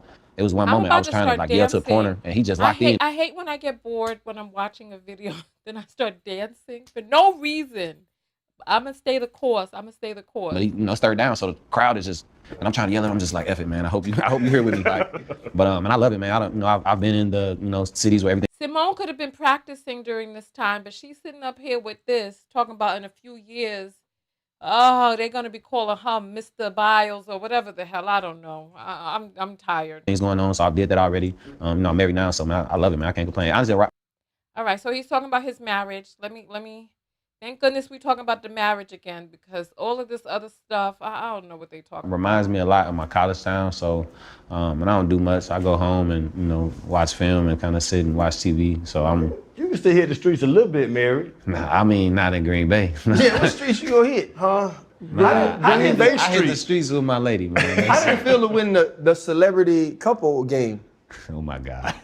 They had the wives and girlfriends on TVs They did. More than the players. They did. Like, they had Simone and Taylor on TV way more than Jonathan and Travis. Yeah, it was. I was just glad that I won my matchup. Look, we won the game. That's all I worry about, man. Interviewers asking me like, do you care about, them coming to the game? Like, it doesn't, I just mess with them. It don't make no difference to me. And just look at them. Yeah. Well, one, that's your wife. Like, yeah. That's what it's gonna be to you. That's where it starts. Do you feel like that's So he be talking shit in the public? They like, do you care if your wife comes again? He like, nah, it don't make no difference to me. Really, son? Oh my gosh. Yo, Simone, get yourself a step ladder, stand on that, and bust him 2 slaps in his. You know what? Let me be quiet. that is embraced? Because even in saying initially, like, you didn't know who she was, you know now. Yeah. And so does everybody else in the world. And it's like, there is going to be a sort of fanfare and attention that goes on with that, even in the privacy of your relationship and what your couple is. But as you play football as well, if she comes to the game, she still is Simone Biles as a singular human and celebrity. Do you feel that's been embraced in Green Bay and it being such a small town? Oh man, they honestly, it's so crazy. The fans, they awesome. They love having us there, and people tell you all the time, just so happy to have you here. It's just the type of people they are there, man. Like we don't mind that it's a small market. Honestly, in my opinion, like, this is the most like locked in and the best football I've played. Just being here, and it just make you lock in, man. Like, you don't have all those distractions, and like I said, I go home and I'm watching the iPad, like I'm looking at things. I'm trying to get tips on the offense and see what I can do. You know what I mean, just to make my game better or make me play this much faster. So, man, like I said, man, it was a blessing in disguise, man. Being young and being married is difficult in itself because you're continuing to grow individually. I need to move, y'all. Get up out of your damn seat. I'm tired. I want to show his ex-girlfriend. I want to do so much. I'm getting tired watching this. Oh my gosh. He did mention her. He mentioned his wife and how blah blah blah blah something. I'm tired now. Get up out of your seat. Come on.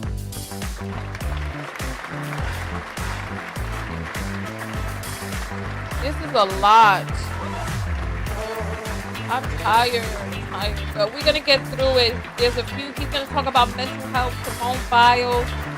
I want to show his ex-girlfriend and see what she looks like. But I need to pick up my energy.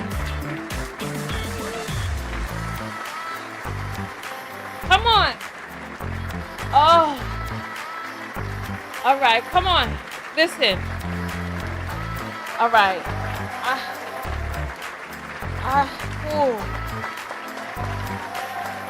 It's about to get good, Tonya. What advice they are about to give him? Okay, let's see. I don't know if you watched this already.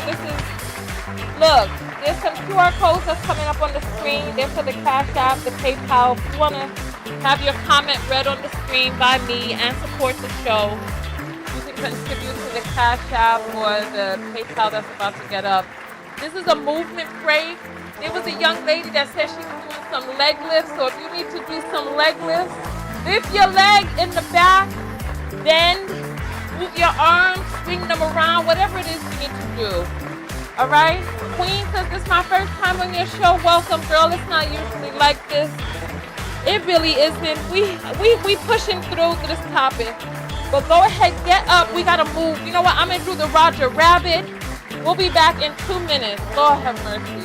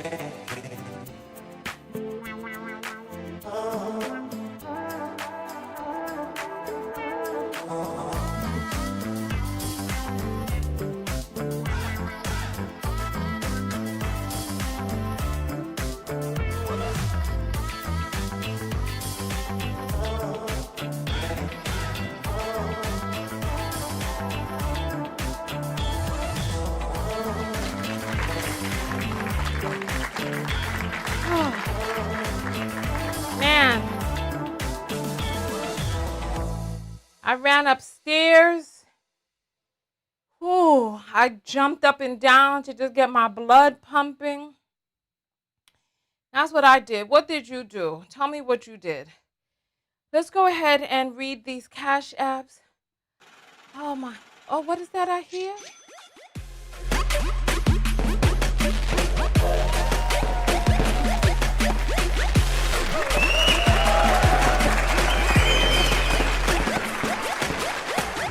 All right, let's read the cash apples. Amanda sends $2 and says, I will send more next week. Thank you. I appreciate the love. I appreciate the love. Oh my goodness. All right. Let's see. Kim sends 1010 and said, I hate she's making herself small. That is sad. That she's imagining a future where he's larger than her. If his work ethic just doesn't seem to be there, honestly. She picked her poison. Wish she'd consider better. Well, you know what? She know what she like and she know what she wanted. She wanted him, so she went after him. So happy holidays to you too, Erica. She said she knew what she wanted and she wanted him. Because I'm sure there are many a men who want some, even that man on the panel wants Simone. So I'm sure she had her pick, but she wanted somebody like him. And I don't know if you saw pictures of her ex. Just look up Simone Biles' ex. He looked very similar to her. As a matter of fact, you know what? Since we're just coming back from the break, we can go ahead right now and I can show you what his ex looked like. I can show you what his ex looked like. Because in 2016, he was dating a much different looking woman, right? And it's no, look, they were together, right? So this is the woman that he was with before Simone Biles. Well, not before her. This was in 2017. He said he met her during the pandemic. So what's that, 2020? So 3 years later, right? So this was him in 2016. This is the girl that he was with. This is what he liked or likes. This is, some people are saying that this is his true type. This is him. He looks so cute, young, and look at his hair. He looks so cute with a little short haircut. This is her. They had a very public relationship, right? They were together claiming each other online, right? I think she's white because her brother is white, but it's funny that you mentioned that. Because this right here is her ex before him. So you see she has a type. So when you look at him, you can see that him and the guy that she had before him look very similar because people have a type that they like. And so him, I was like, I didn't know if that was her man or whatnot, but seeing them laying up in the bed, but him, this is who he grew up to be. And he grew up to be with a woman who kind of looked like her. So he has a type too. So everybody has a type, right? Except Jonathan, right? So Jonathan, this is what, when he had his choice, this is what he chose, right? This is who he chose. This is who he wanted to be with.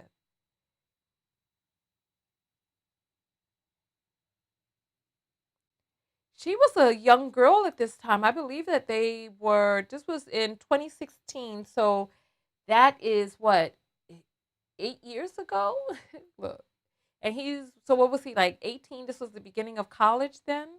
I don't know. I think he's 26 now. So yeah, listen, this is so, people are positing all different types of things. I'm just showing you who it is and what it is that he gravitated towards. And remember, does not come from a wealthy family, so it's not like they were living in the burbs and all that other stuff where he just grew up around these girls. And no, this was when he went off to school. This is who he wanted to be with. He chose her, and that's who he. Why are you all saying she looks old? Gosh. And that was the man she was with before him. So that's what he likes. That's his ex. That's his ex.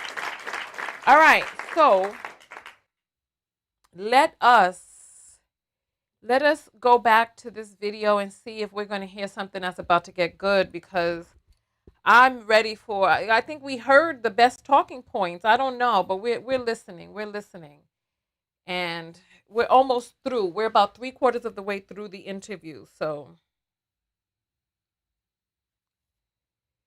why are you all saying she looks young to me? I don't know what you all are seeing that I'm not seeing. And you know, we all see different things, but let's go. And you have to find a way to grow together. Also, being married to a public figure, and you came to Simone's defense over a shopping trip. And you explained something non-celebrities don't understand, that there is no limit on how much people feel like they're entitled to or will ask you for. Do you ever find that difficult to navigate? Because yeah, you have to support your spouse in the home. You have to support and back her as you guys live your lives, but it's Hold on, I see somebody saying that that's his foster mom. No, that was his girl. Let me show you something else then. Let me show you the video, and I can show you the messages that she wrote.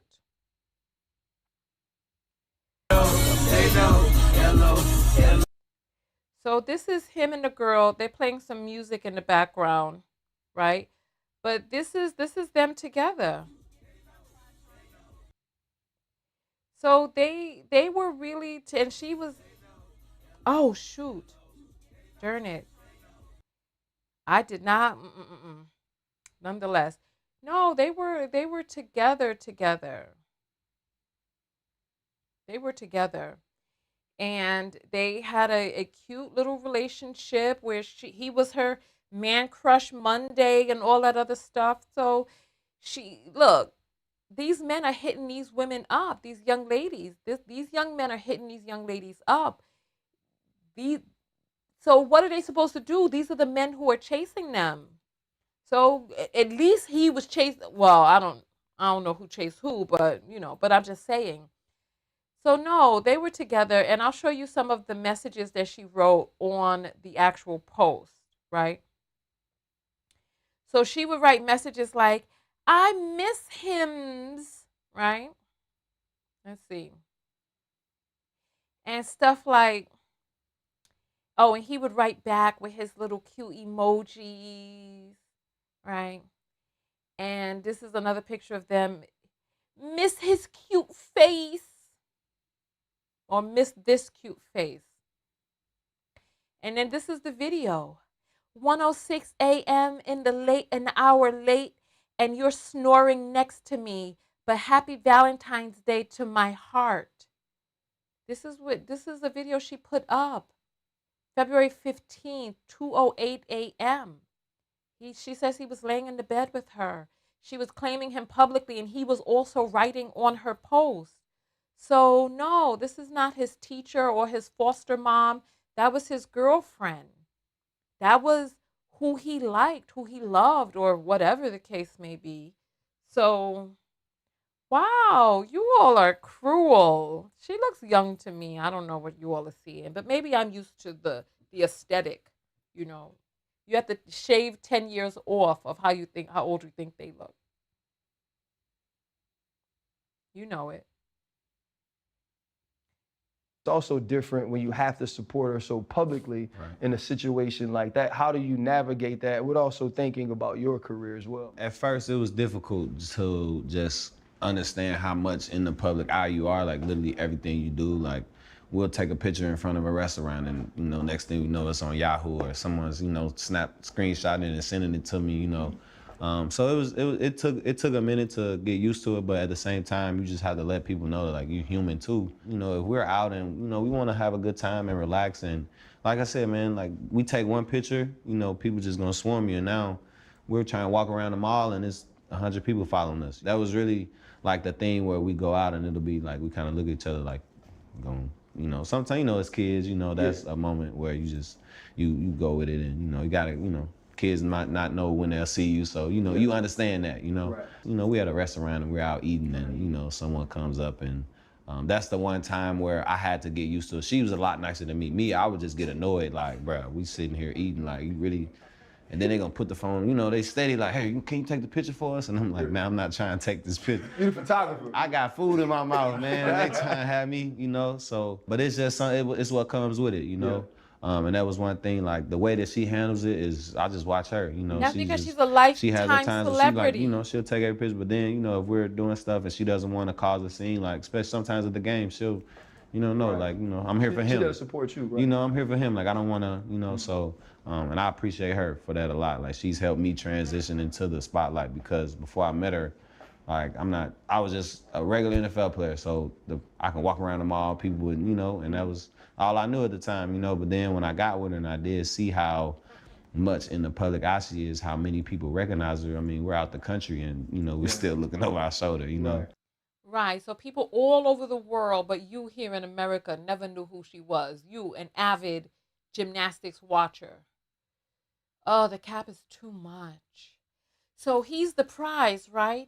He didn't know who she was, right? She's lucky she bagged him. But he was just a regular old NFL Peace Squad player. And then he really knew what fame was when he got with her. I just, man, she's kind of taught me how to deal with that though. Even with that, she's a big advocate in the mental health space. How does she help you with those challenges of being a pro NFL player? A lot of ups and downs, Man. maybe not having the confidence that you know you talked about. I'm glad you brought that up, man. Me and her, man, we had a conversation before the first game. Like maybe, cause you know, we get that break before, right after camp, you get that weekend. And I'm watching film and I said, babe, look at this. Like, I thought I did. She's like, man, you look a little slow right there. And I'm like, girl, what you talking about? She's like, no, you just look like you thinking too much. And like, because I know who's like, anybody else, any other woman other than her, I'd have been like, man, what are you talking about? You know, but she said that and she's like, I just been noticing it, you know. I noticed it for a while. I just didn't say anything to you, but she did. And when I thought about it, like my coaches have told me that because I'm very like, I've always been like a nerd in school, you know, very analytical thinker, you know. And she told me that and it brought it to my attention and it was slowing me down just because I went to the sports psych guy with the Packers and he told me it was called paralysis by analysis. So you trying to be so aware of everything that's going on that you freeze yourself and you know what I mean? And that would happen to me and it would be times where she'd lead the game and be like, ah, babe, you just look a little slow today. I'm like, girl, be quiet. Like, what are, you know, like, but when she did that, Ouch. So she leave the game and tell him how slow he looked? Move your ass, son. Move! You better start running that 40. Oh, however it is that you say it. You better start running your 40s, man. Do your thing. Your wife is calling you slow, son. How you going to become the best in the world if you not hitting them marks? Come on. I went to the sports psych guy with the Packers and he told me it was Sport called guy paralysis by said he got analysis. paralysis by analysis. You trying to be so aware of everything that's going on that you freeze yourself and you know what I mean? And that would happen to me and it would be times where she'd lead the game and be like, ah, babe, you just look a little slow today. I'm like, girl, be quiet. Like, what are, you know, like, but when she did that, it made me, you know, have to work on myself, you know, because I did realize like, I was confident, but it was almost like pretend confidence just because I know I'm supposed to be confident because I'm in the NFL, you know. In my mind, I still hadn't proved myself enough. And man, we had that conversation and I went, you know, to the sports psych guy, just talked to him about it. And he just kind of telling me everything that was going on. And he told me about like imposter syndrome and just thinking that you are, you know, everyone else thinks that you're something else, you know, and but in your mind, you still don't feel like you deserve it, you know. That was really something that I was dealing with. Sports psych guy. This guy still has low self-esteem. Yo, this is dangerous for Simone, for real. So he's in the NFL. This is not going to be made better by being with this super mega star because there's not enough that she can give him to make him believe in himself. There's just not enough. He has to believe in himself for himself. This is sad right here. This is sad. So he has imposter syndrome. He has self-esteem and self-worth issues. Man. A few times a week, man, talking with him, and she told me though, she's like that's what I like right there, you know, and just seeing how fast and just quick and just making fast full speed decisions. It was a game we had against the Rams. I'm in cover 3 in curl flat. Quarterback dropped the snap. It's a rainy game. He dropped the snap, man. I shoot the B gap, like, you know what I mean? Like I said, I'm in coverage. I shoot the B gap, and I go get a strip sack, and it's like critical part in the game. And it wasn't even, yeah, you know. And she's like, I was surprised you went that fast. Like I didn't think you were gonna, you know what I mean? And so that was the Damn, moment I told her. I Simone. was like, Damn. Damn, Simone. First of all, I don't know what he's talking about. He cracked the snap and he got the B gap. And this is why when the men dem is playing their video games and watching their sports and stuff, I absorb what I can from the side. But other than that, I mean, I clap and cheer, but I don't know what are they talking about. He cracked the snap and he got the B gap, and she was like, "Oh, I didn't think you could go that fast." Yeah, she put some pep in his damn step by criticizing him, even though his esteem is low. Them criticisms be working for these low esteemed men. I shoot the B gap, man. I go get a strip sack, and it's like critical part in the game. And it wasn't even, yeah, you know. And she's like, I was surprised you went that fast. Like I didn't think you were gonna, you know what I mean? And so that was the moment I told her. I was like, whenever I write a book one day, I'm gonna come back to this situation, like this conversation we had. Like we just laying in the bed, man. I'm watching my iPad, and she tell me that. But that's what, like, I think about all the time. I'm gonna tell her that was the big moment in my career where I feel like my trajectory in my career changed, because I started 17 games last year, but I was kind of forced into a vet role, but I was still new. I had only started 3 games before I started out 17 last year. Though, too. Yeah, so I'm really having to try to accelerate. Like I got to help, kind of help bring him along too. But like I said, it wasn't.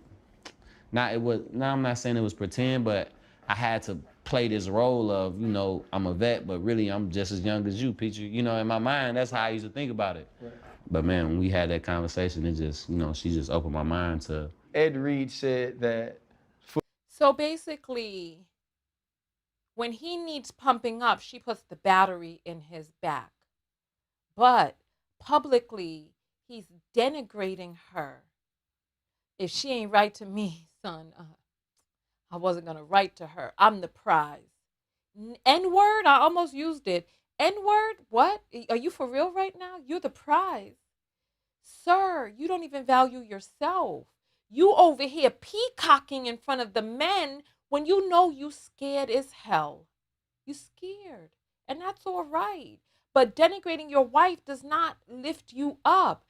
Toni Morrison talked about how if the only way that you could be tall is when someone else is on their knees, then you really ain't that tall. You don't have the power that you are purporting. You're not a big man because you minimize her.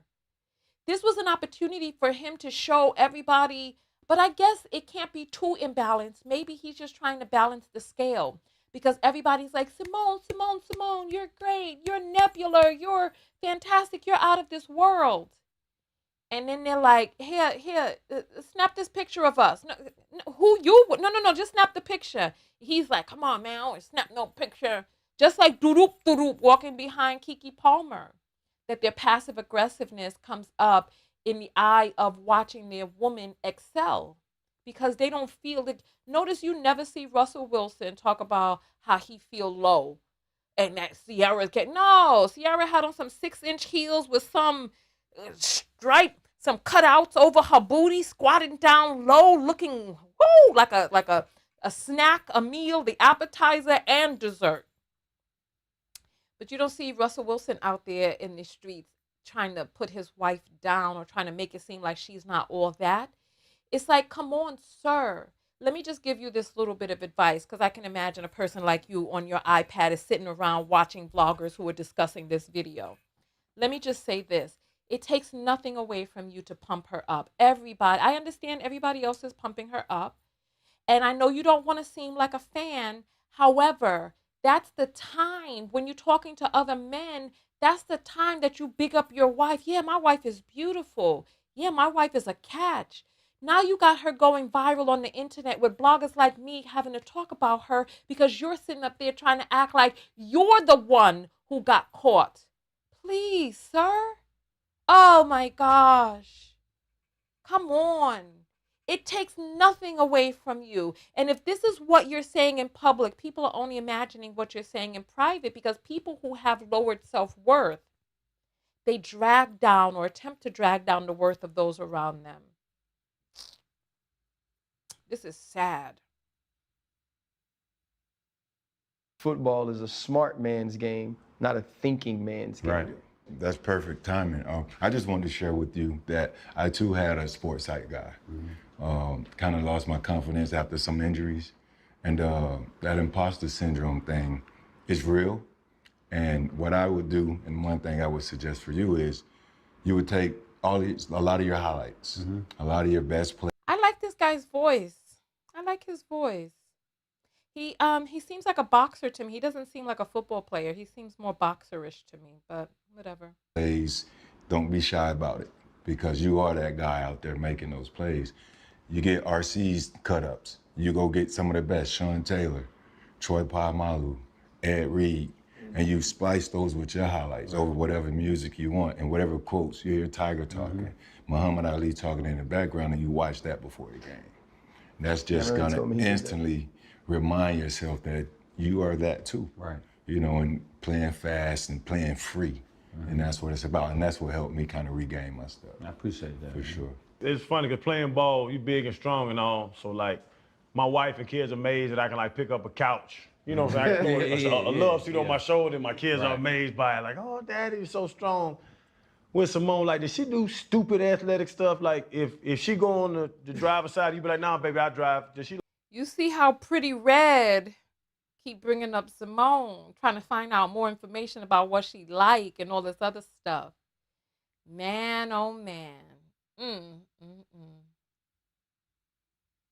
Like, jump over the car instead of walk around? Man, honestly, with her, it more so be like, she'll just randomly do a split, like, or she'll be just stretching and her leg will just be right here. And I'm like, bruh, that looks so, like, she'll send me a picture and her leg is just kind of like right here next to her head. I'm like, bro, what are you doing? I think she might be trying to give you a sign. I would go with that. All due respect. What the hell are we watching? Hold on. So Simone sends him a picture of her pum pum, I guess, to the front. Because when you do a split, if your leg is up here, your pum pum to the front. So your wife sent you a picture of her leg up in the air, and you like, bruh, what are you doing? Sir. Oh my gosh. Excuse me? Oh my goodness. And I bet you she probably had on some yoga pants with her little cocoa bread squeezed up in a little V down in the front with her leg up in the air. And he's like, bruh, what are you doing? Look his face. What the hell is going on here? Look his face, please. Do you see his face? How did we get here? Your wife sent you a picture of her punani just spread up in the front, and you call her a bra and ask her what she doing, and other men gotta come and tell you that she probably giving you a sign? Why is the camera not on Simone's face right now? Because I need to see what is really going on. Who's making you sick? Big Red, Pretty Red #1, or Pretty Red #2? These people are sick. Jump over the car instead of walk around? Man, honestly, with her, it more so be like, she'll just randomly do a split, like, or she'll be just stretching and her leg will just be right here. And I'm like, bruh, that looks so, like, she'll send me a picture and her leg is just kind of like right here next to her head. I'm like, bro, what are you doing? I think she might be trying to give you a sign. I was going to all due respect. He been waiting. That was his moment. Like, yeah, I was kind of leaning that way. There's something going on. Maybe one of them little uneven boys in the bedroom or something. Now he asking about the bedroom. Look his face. He looks so let down because he's like, yeah, this man wants my wife. He can see right through me. He knows I'm not man enough. I got imposter syndrome. So somebody is saying, you birches think you are goddies. Well, it's been a minute, but here we go.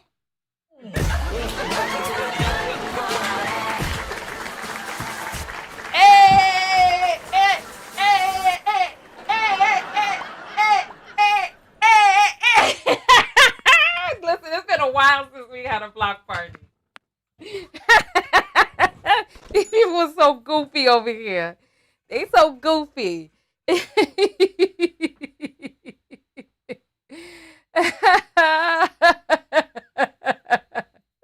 Some of these people are so goofy. Some of these people are so goofy. But nonetheless, most men think flexibility is sexy, but not him. He's like, bruh, what are you doing? You got your cocoa bread open to the front with your leg up in the air. And he's like, what are you doing? What do you think she's doing, sir? How much more of a hint do you need?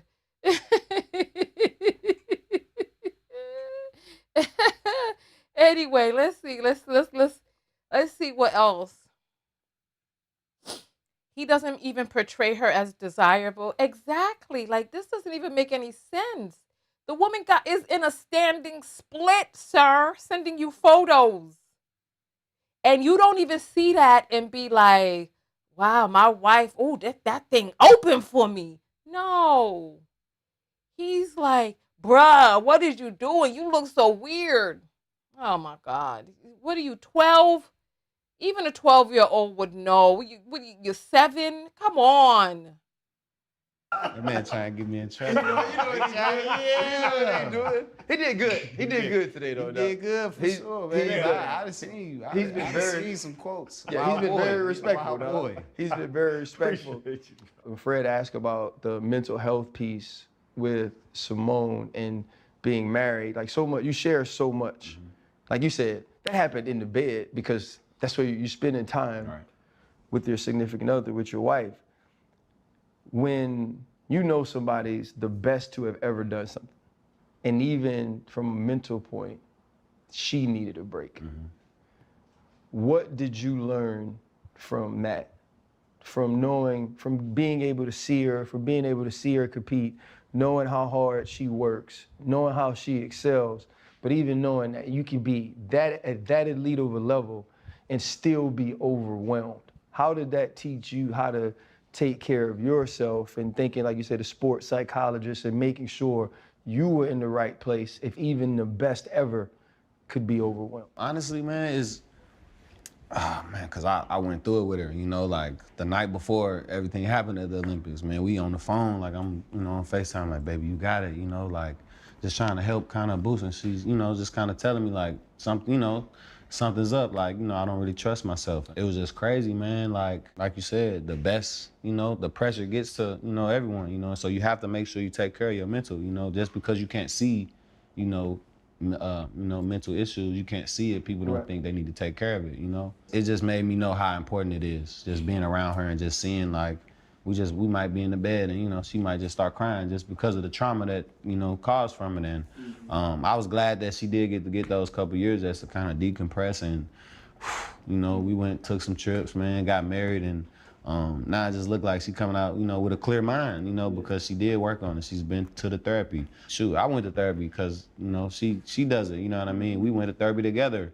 And it was just something she not made it cool, but like, it was something that I know, like, this is something you really.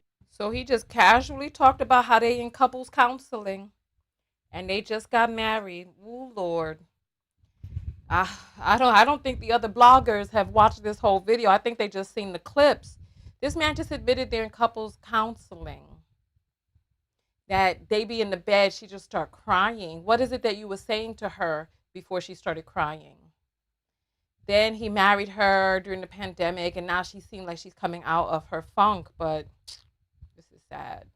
Really should, like, cause I had never seen or like knew people that just go to therapy, just so seeing she's really the first one I really seen, and she'll have the online therapy, and then we did the premarital counseling and everything. She just opened that door to me, to where I know, like, Well, that's good. talking to a Okay. third person. So at least they did some premarital counseling. So look, you all need to stop. They went to premarital counseling. How much more do you want from them? So the therapist, well, we don't know what the prognosis was. We don't know what the prognosis was for the premarital counseling.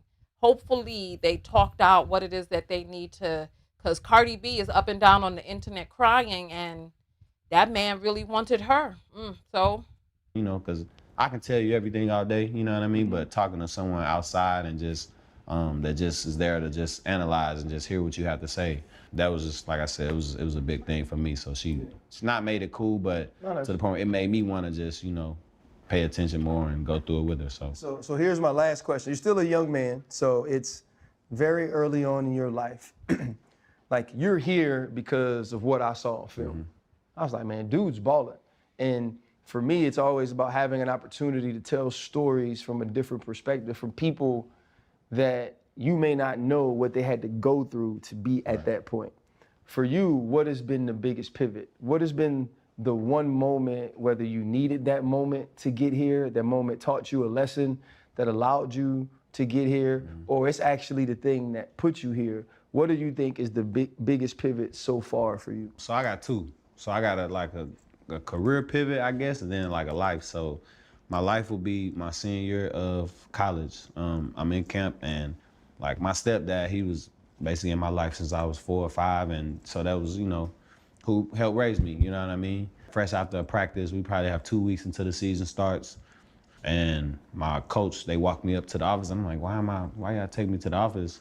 And they tell me that, well, my stepdad got shot and killed in an armed robbery, and what? that's just who was there with my mom, and my mom is disabled. She has a rare muscle disease, so she's not able to walk too great. So, my mom, I'm like, man, my mom at home by herself now. And that was the moment where I'm like, man, I gotta do something to make my family situation better, man. Like, I don't know if y'all know too much about St. Louis, but it get grimy there, and depending on where you at, you know what I mean? So that was the moment for me, man, where I'm just like, man, I gotta do something, and I got to like I do said, this was something. like I got to do something, anything to make my family have some money. His mom's disabled, stepdad is gone. They living in St. Louis. Then along comes a spider, sat down beside her. I had good seasons in college, but that was the moment where I just had a different type of driving force in the games, and all my teammates seen it, and like I just told them, like, follow me, you know what I mean? And they were all there, man. They picked me up, man, because I'll never forget, man. I'm sitting there crying, and I'm just thinking, like, man, like I got to do something, and man, I go on to have my best year of college. And that was really what put me in a position to where I did have scouts coming to a D2 school, and I had a pro day at our school, you know what I mean? And man, it was just crazy. I had all them scouts there and everything. And then my career pivot will have to be, I started the year out on practice squad 2021. I think I played 7 games, so I was on practice squad for the first 8 weeks of the season. Then they signed me, and I played like 3-4 games at special teams. And then Justin Reed, that's my boy, he gets a concussion against Seattle.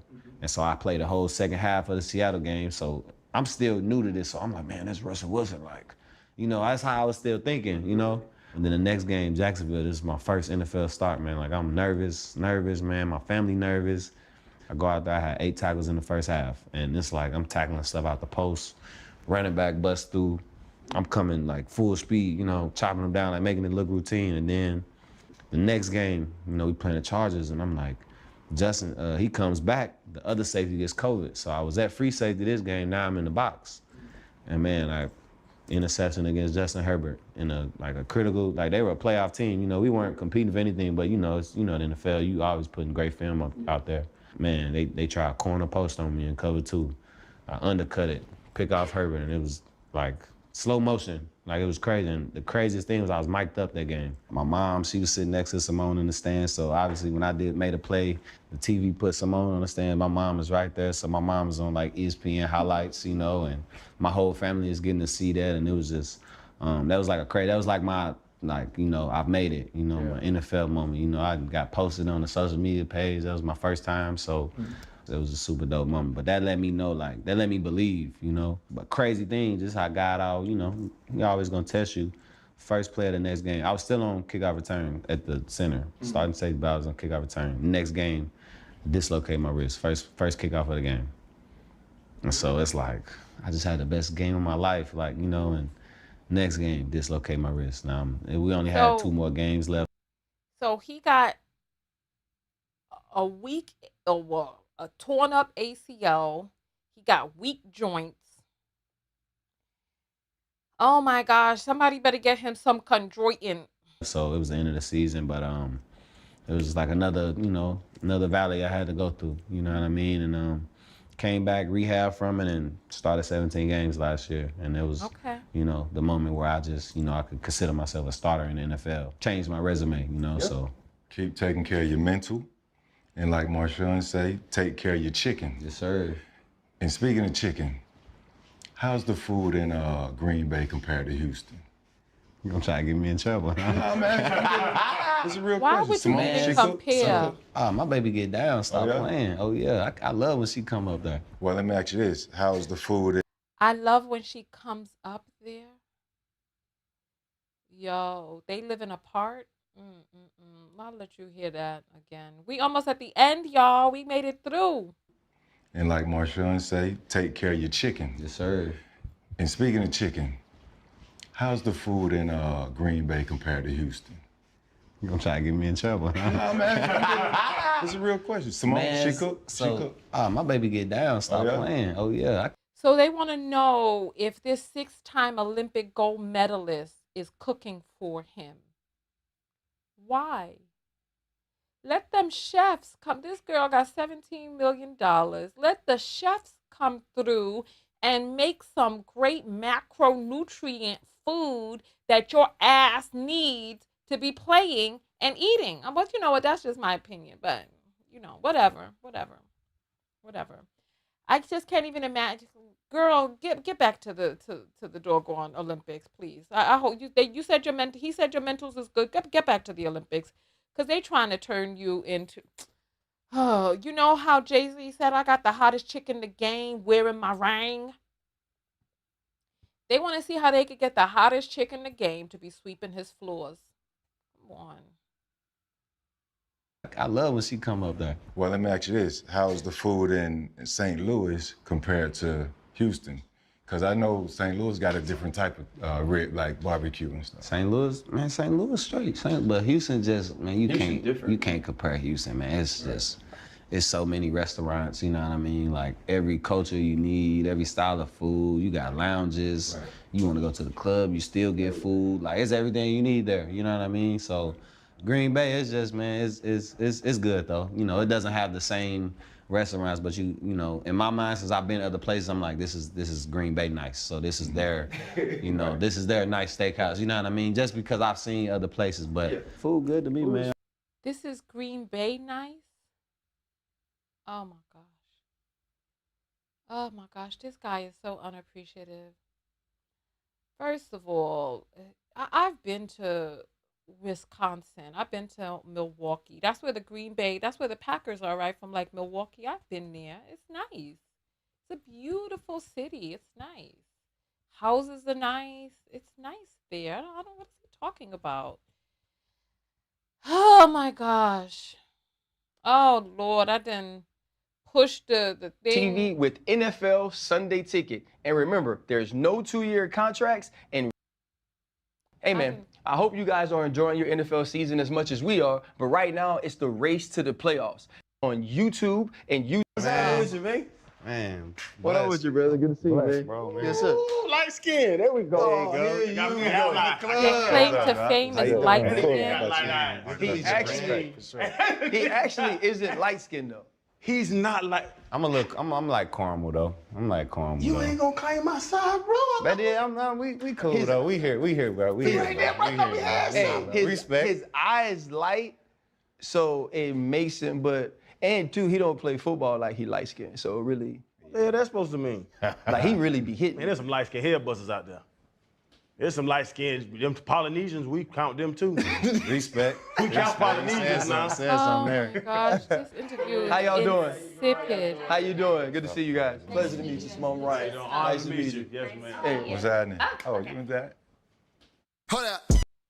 All right, we had I hit the thing by mistake. We never saw that part, but It's my boy. He gets a concussion against Seattle, and so I played the whole second half. In Green Bay compared to Houston. You gonna try to get me in trouble? Huh? You still get food. Like it's everything you need.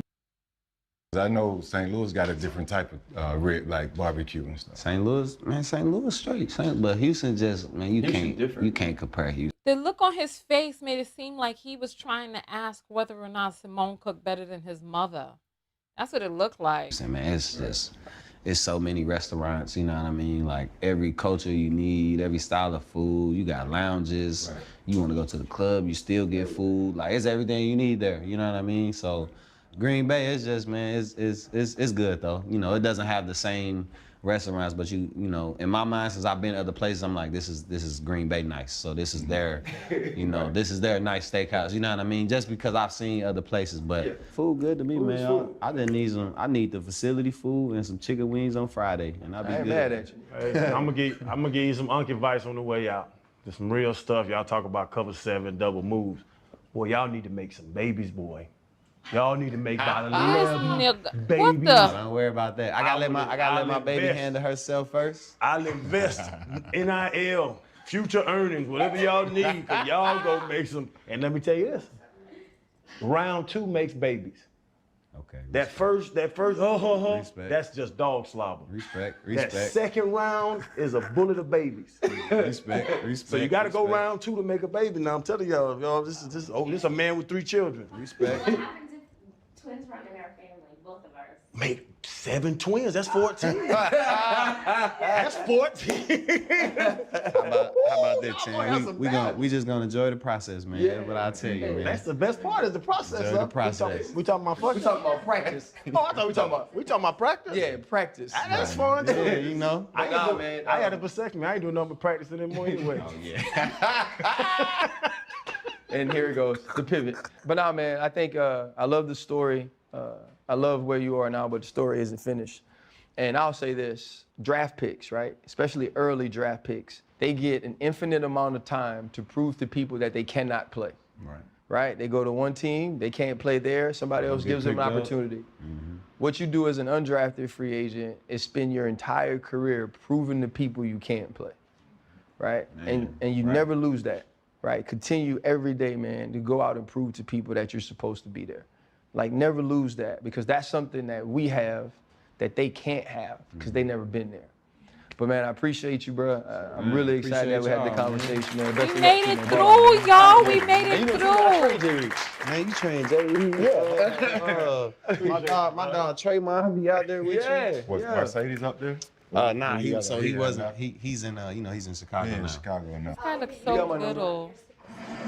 Huh? Your sickle cell trait too? Yeah, I got sickle cell trait. Oh. You got sickle cell. The fuck, Simone. Run, girl. Run. I ain't gonna say nothing. Let me be quiet. Let me close. Run. Oh my goodness. Let me hear that again. Does he have the trait or it? Let me see. Be out there with you. Was Mercedes Cause she had to throw that out there. I think they both trolling each other because from what it is that I'm hearing. Nah, he wasn't. He's in he's in Chicago now. in Chicago now. You got my number? Huh? Your sickle cell trait too? Yeah, I got sickle cell trait. Oh, yeah. Oh wow. No, he didn't talk about it. Yeah, so I don't have. My bad. Yeah. So I don't have a spleen. I don't have a gallbladder. None of that. Yeah. So I play in Denver. I was cool. I just have to like make sure I overly hydrate. Well, I was strained up. But Houston camp. First day, I'm cramping up every time. Yeah, I used to struggle. I didn't know why though. You know what I mean? Yeah. Like back when I was doing it, it wasn't like you just ain't know. You know what I mean? So I knew I had the trait, but I just never knew why I was cramp prone. In like college, as soon as I would come down third quarter, like my calf would start twitching. I'm like, bro, why I'm cramping? And you like, twitchy too. Yeah, so that's what you know that when that calf kind of grab on you, I like already know, that's that man, the whole day over with after that. So yeah. Hold up. Let me. Oh my God. Ooh, we made it through. Somebody's saying, well, he can't help it. Well, let me tell you something. Nothing makes a man want to run down the aisle faster than a diagnosis. So you go right on ahead. You go ahead and say, he can't help it, it don't matter, this, that, and the other. You go right on ahead. Lord have mercy. So I want to see your thoughts about all of this. I want to see your thoughts. We should have a call-in show, right? We should have a call-in show. We should. Should we have a call-in show? Do you all have stuff that you want to call in and say about this? Because this right here, so Tiana's saying this won't end well. He's holding her back. XY disfigured. Oh my gracious. And he has a chronic condition. Why wasn't he diagnosed with sickle cell when he was younger? Damn, y'all brutal. Somebody, I know these people here are vicious. These people are vicious. These people are vicious. Why did she bring that up? It's like she's trolling him too. The mother has a rare disorder. I heard that, but I didn't want to say nothing. The mother has a rare disorder. He got the sickle cell trait. His knee mashed up, wrist sprained out or torn ligaments in the wrist. This is, okay, people want to call and show. All right, listen. This is what we're going to do. I'm going to let you all give your self-love lessons in this video. Then we're going to come right back with the call-in show because we've been on this video for 2.5 hours, so we can't do a call-in show at the back of this. But what we're going to do is we're going to end this, and then we're going to come back in for the call-in show. So if you're on the text notification squad, you'll get a text when I come back live. So if you're not on the text notification squad, go ahead and join. It's only $1.99 a month, and you get a text whenever I go live. So, or you can just pay $23 for the year or $22 for the year. So if you go to www.tonyatiko.com/TEXT, you can join the text notifications. Oh, well, it's there right there. TonyaTKO.com/text. You could join the text notification squad. And I don't do super chats because YouTube takes 50% of your super chat. And I know that people want the money that they give to creators to go straight to the creators. There are some creators that don't care about where your money is going. I care about where your money is going. So I've created other ways for you all to be able to contribute via Cash App, PayPal, or whatnot. And I'm developing an app so that you all can give straight through the app and it can automatically come up on the screen just like a super chat. I'm doing big things over here. But yeah, no, I was one of the first creators to stop using super chat and to use Cash App because I just didn't like how they were doing that. So yeah, so it was hard to watch. Man, it was that was crazy. So, oh wow. Wow. You know what? Listen here. Listen here. Listen. I'm glad somebody mentioned this before we got off because I need to look at the PayPals. You know what I mean? But I hear something. What is that I hear? You hear that? You hear that? You hear that?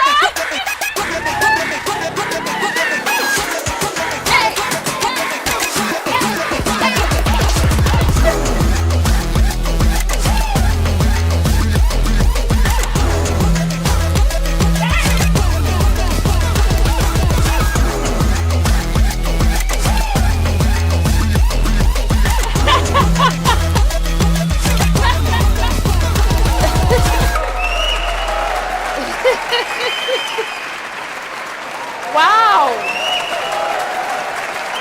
We have a super apple that has come in from Goodness Rated Bow. And she says, Merry Christmas, Tonya. Thank you. Wow, thank you so much. Thank you, I appreciate that. Let me send you a Christmas tree. Thank you.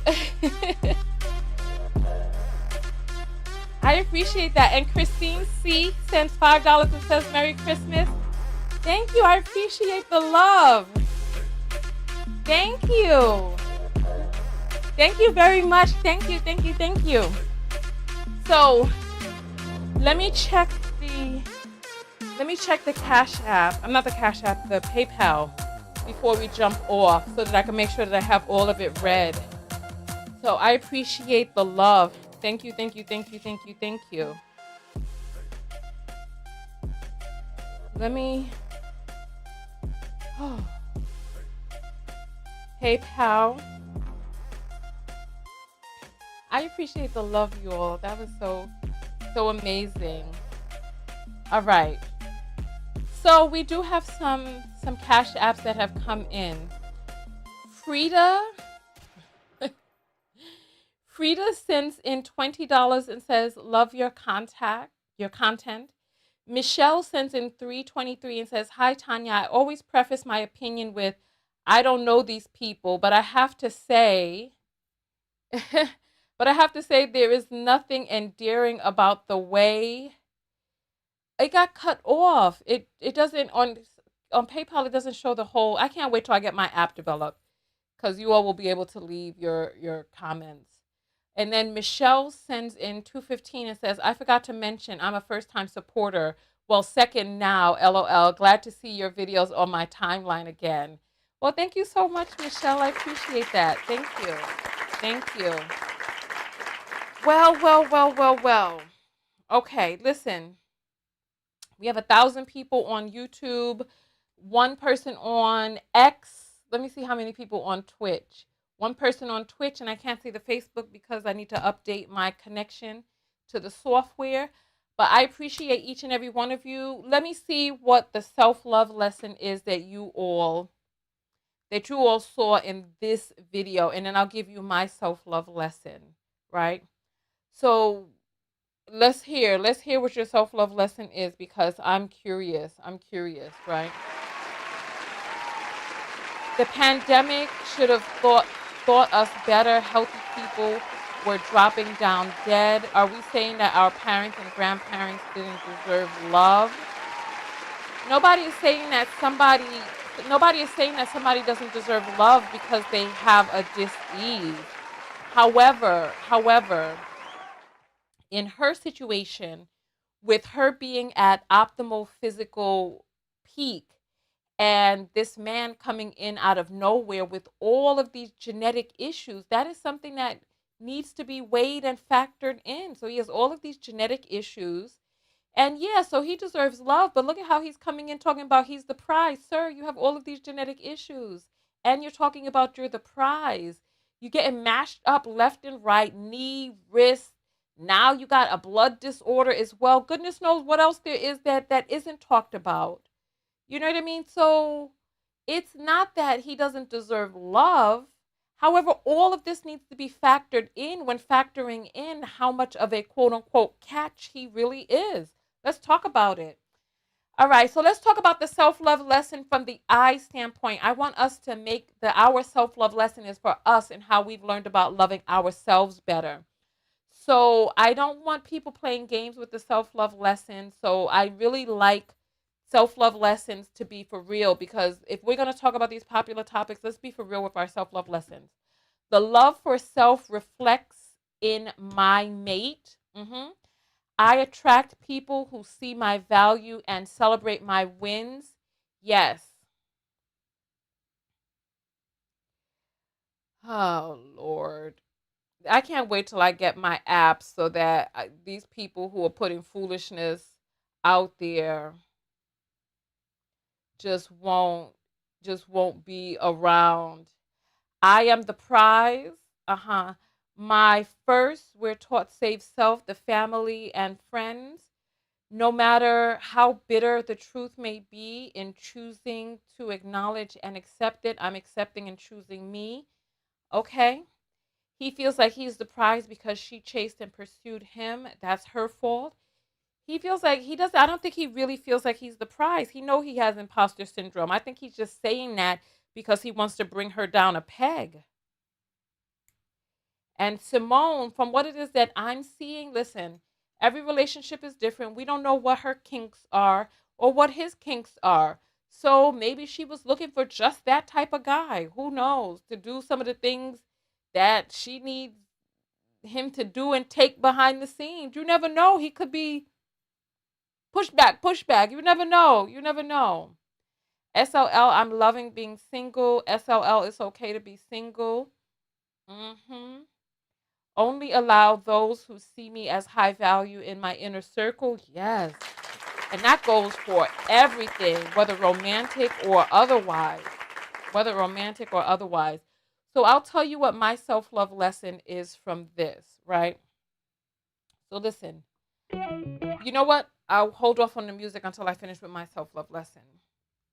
So my self-love lesson from this video that my takeaway is about the value that I have for myself and how the people around me reflect that back to me. And loving myself enough to only make space for certain types of ways in which I'm referenced in the public by people who expect to stay close to me. Now, this is a teachable moment for him in how to conduct himself in press interviews. But from what it is that I'm seeing, she's making excuses for him on the internet. And people are talking about all these women are just bitter and single. When married women are coming out and saying, listen, sis, this ain't it.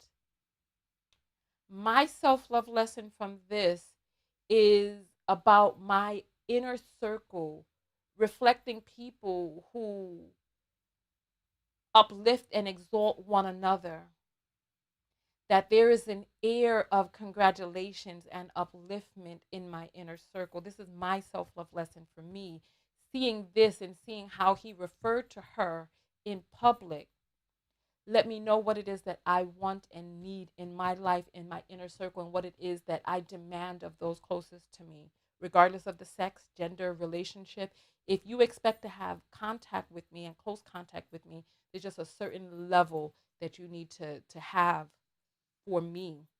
So that is my self-love lesson right there. And so I am going to get a quick snack, maybe pop some corn, and then I'm going to come back with the call-in show. So text notification squad, you will get the text when I come back live, and I will see you all in the next video. Thank you all so much for coming out. Thank you, thank you, thank you, thank you, thank you. Go out there and love one another. Most importantly, love yourself. And part of loving yourself is vetting your inner circle and maintaining a standard for your inner circle. All right, and yes, I don't think you have to make on that one, but I digress.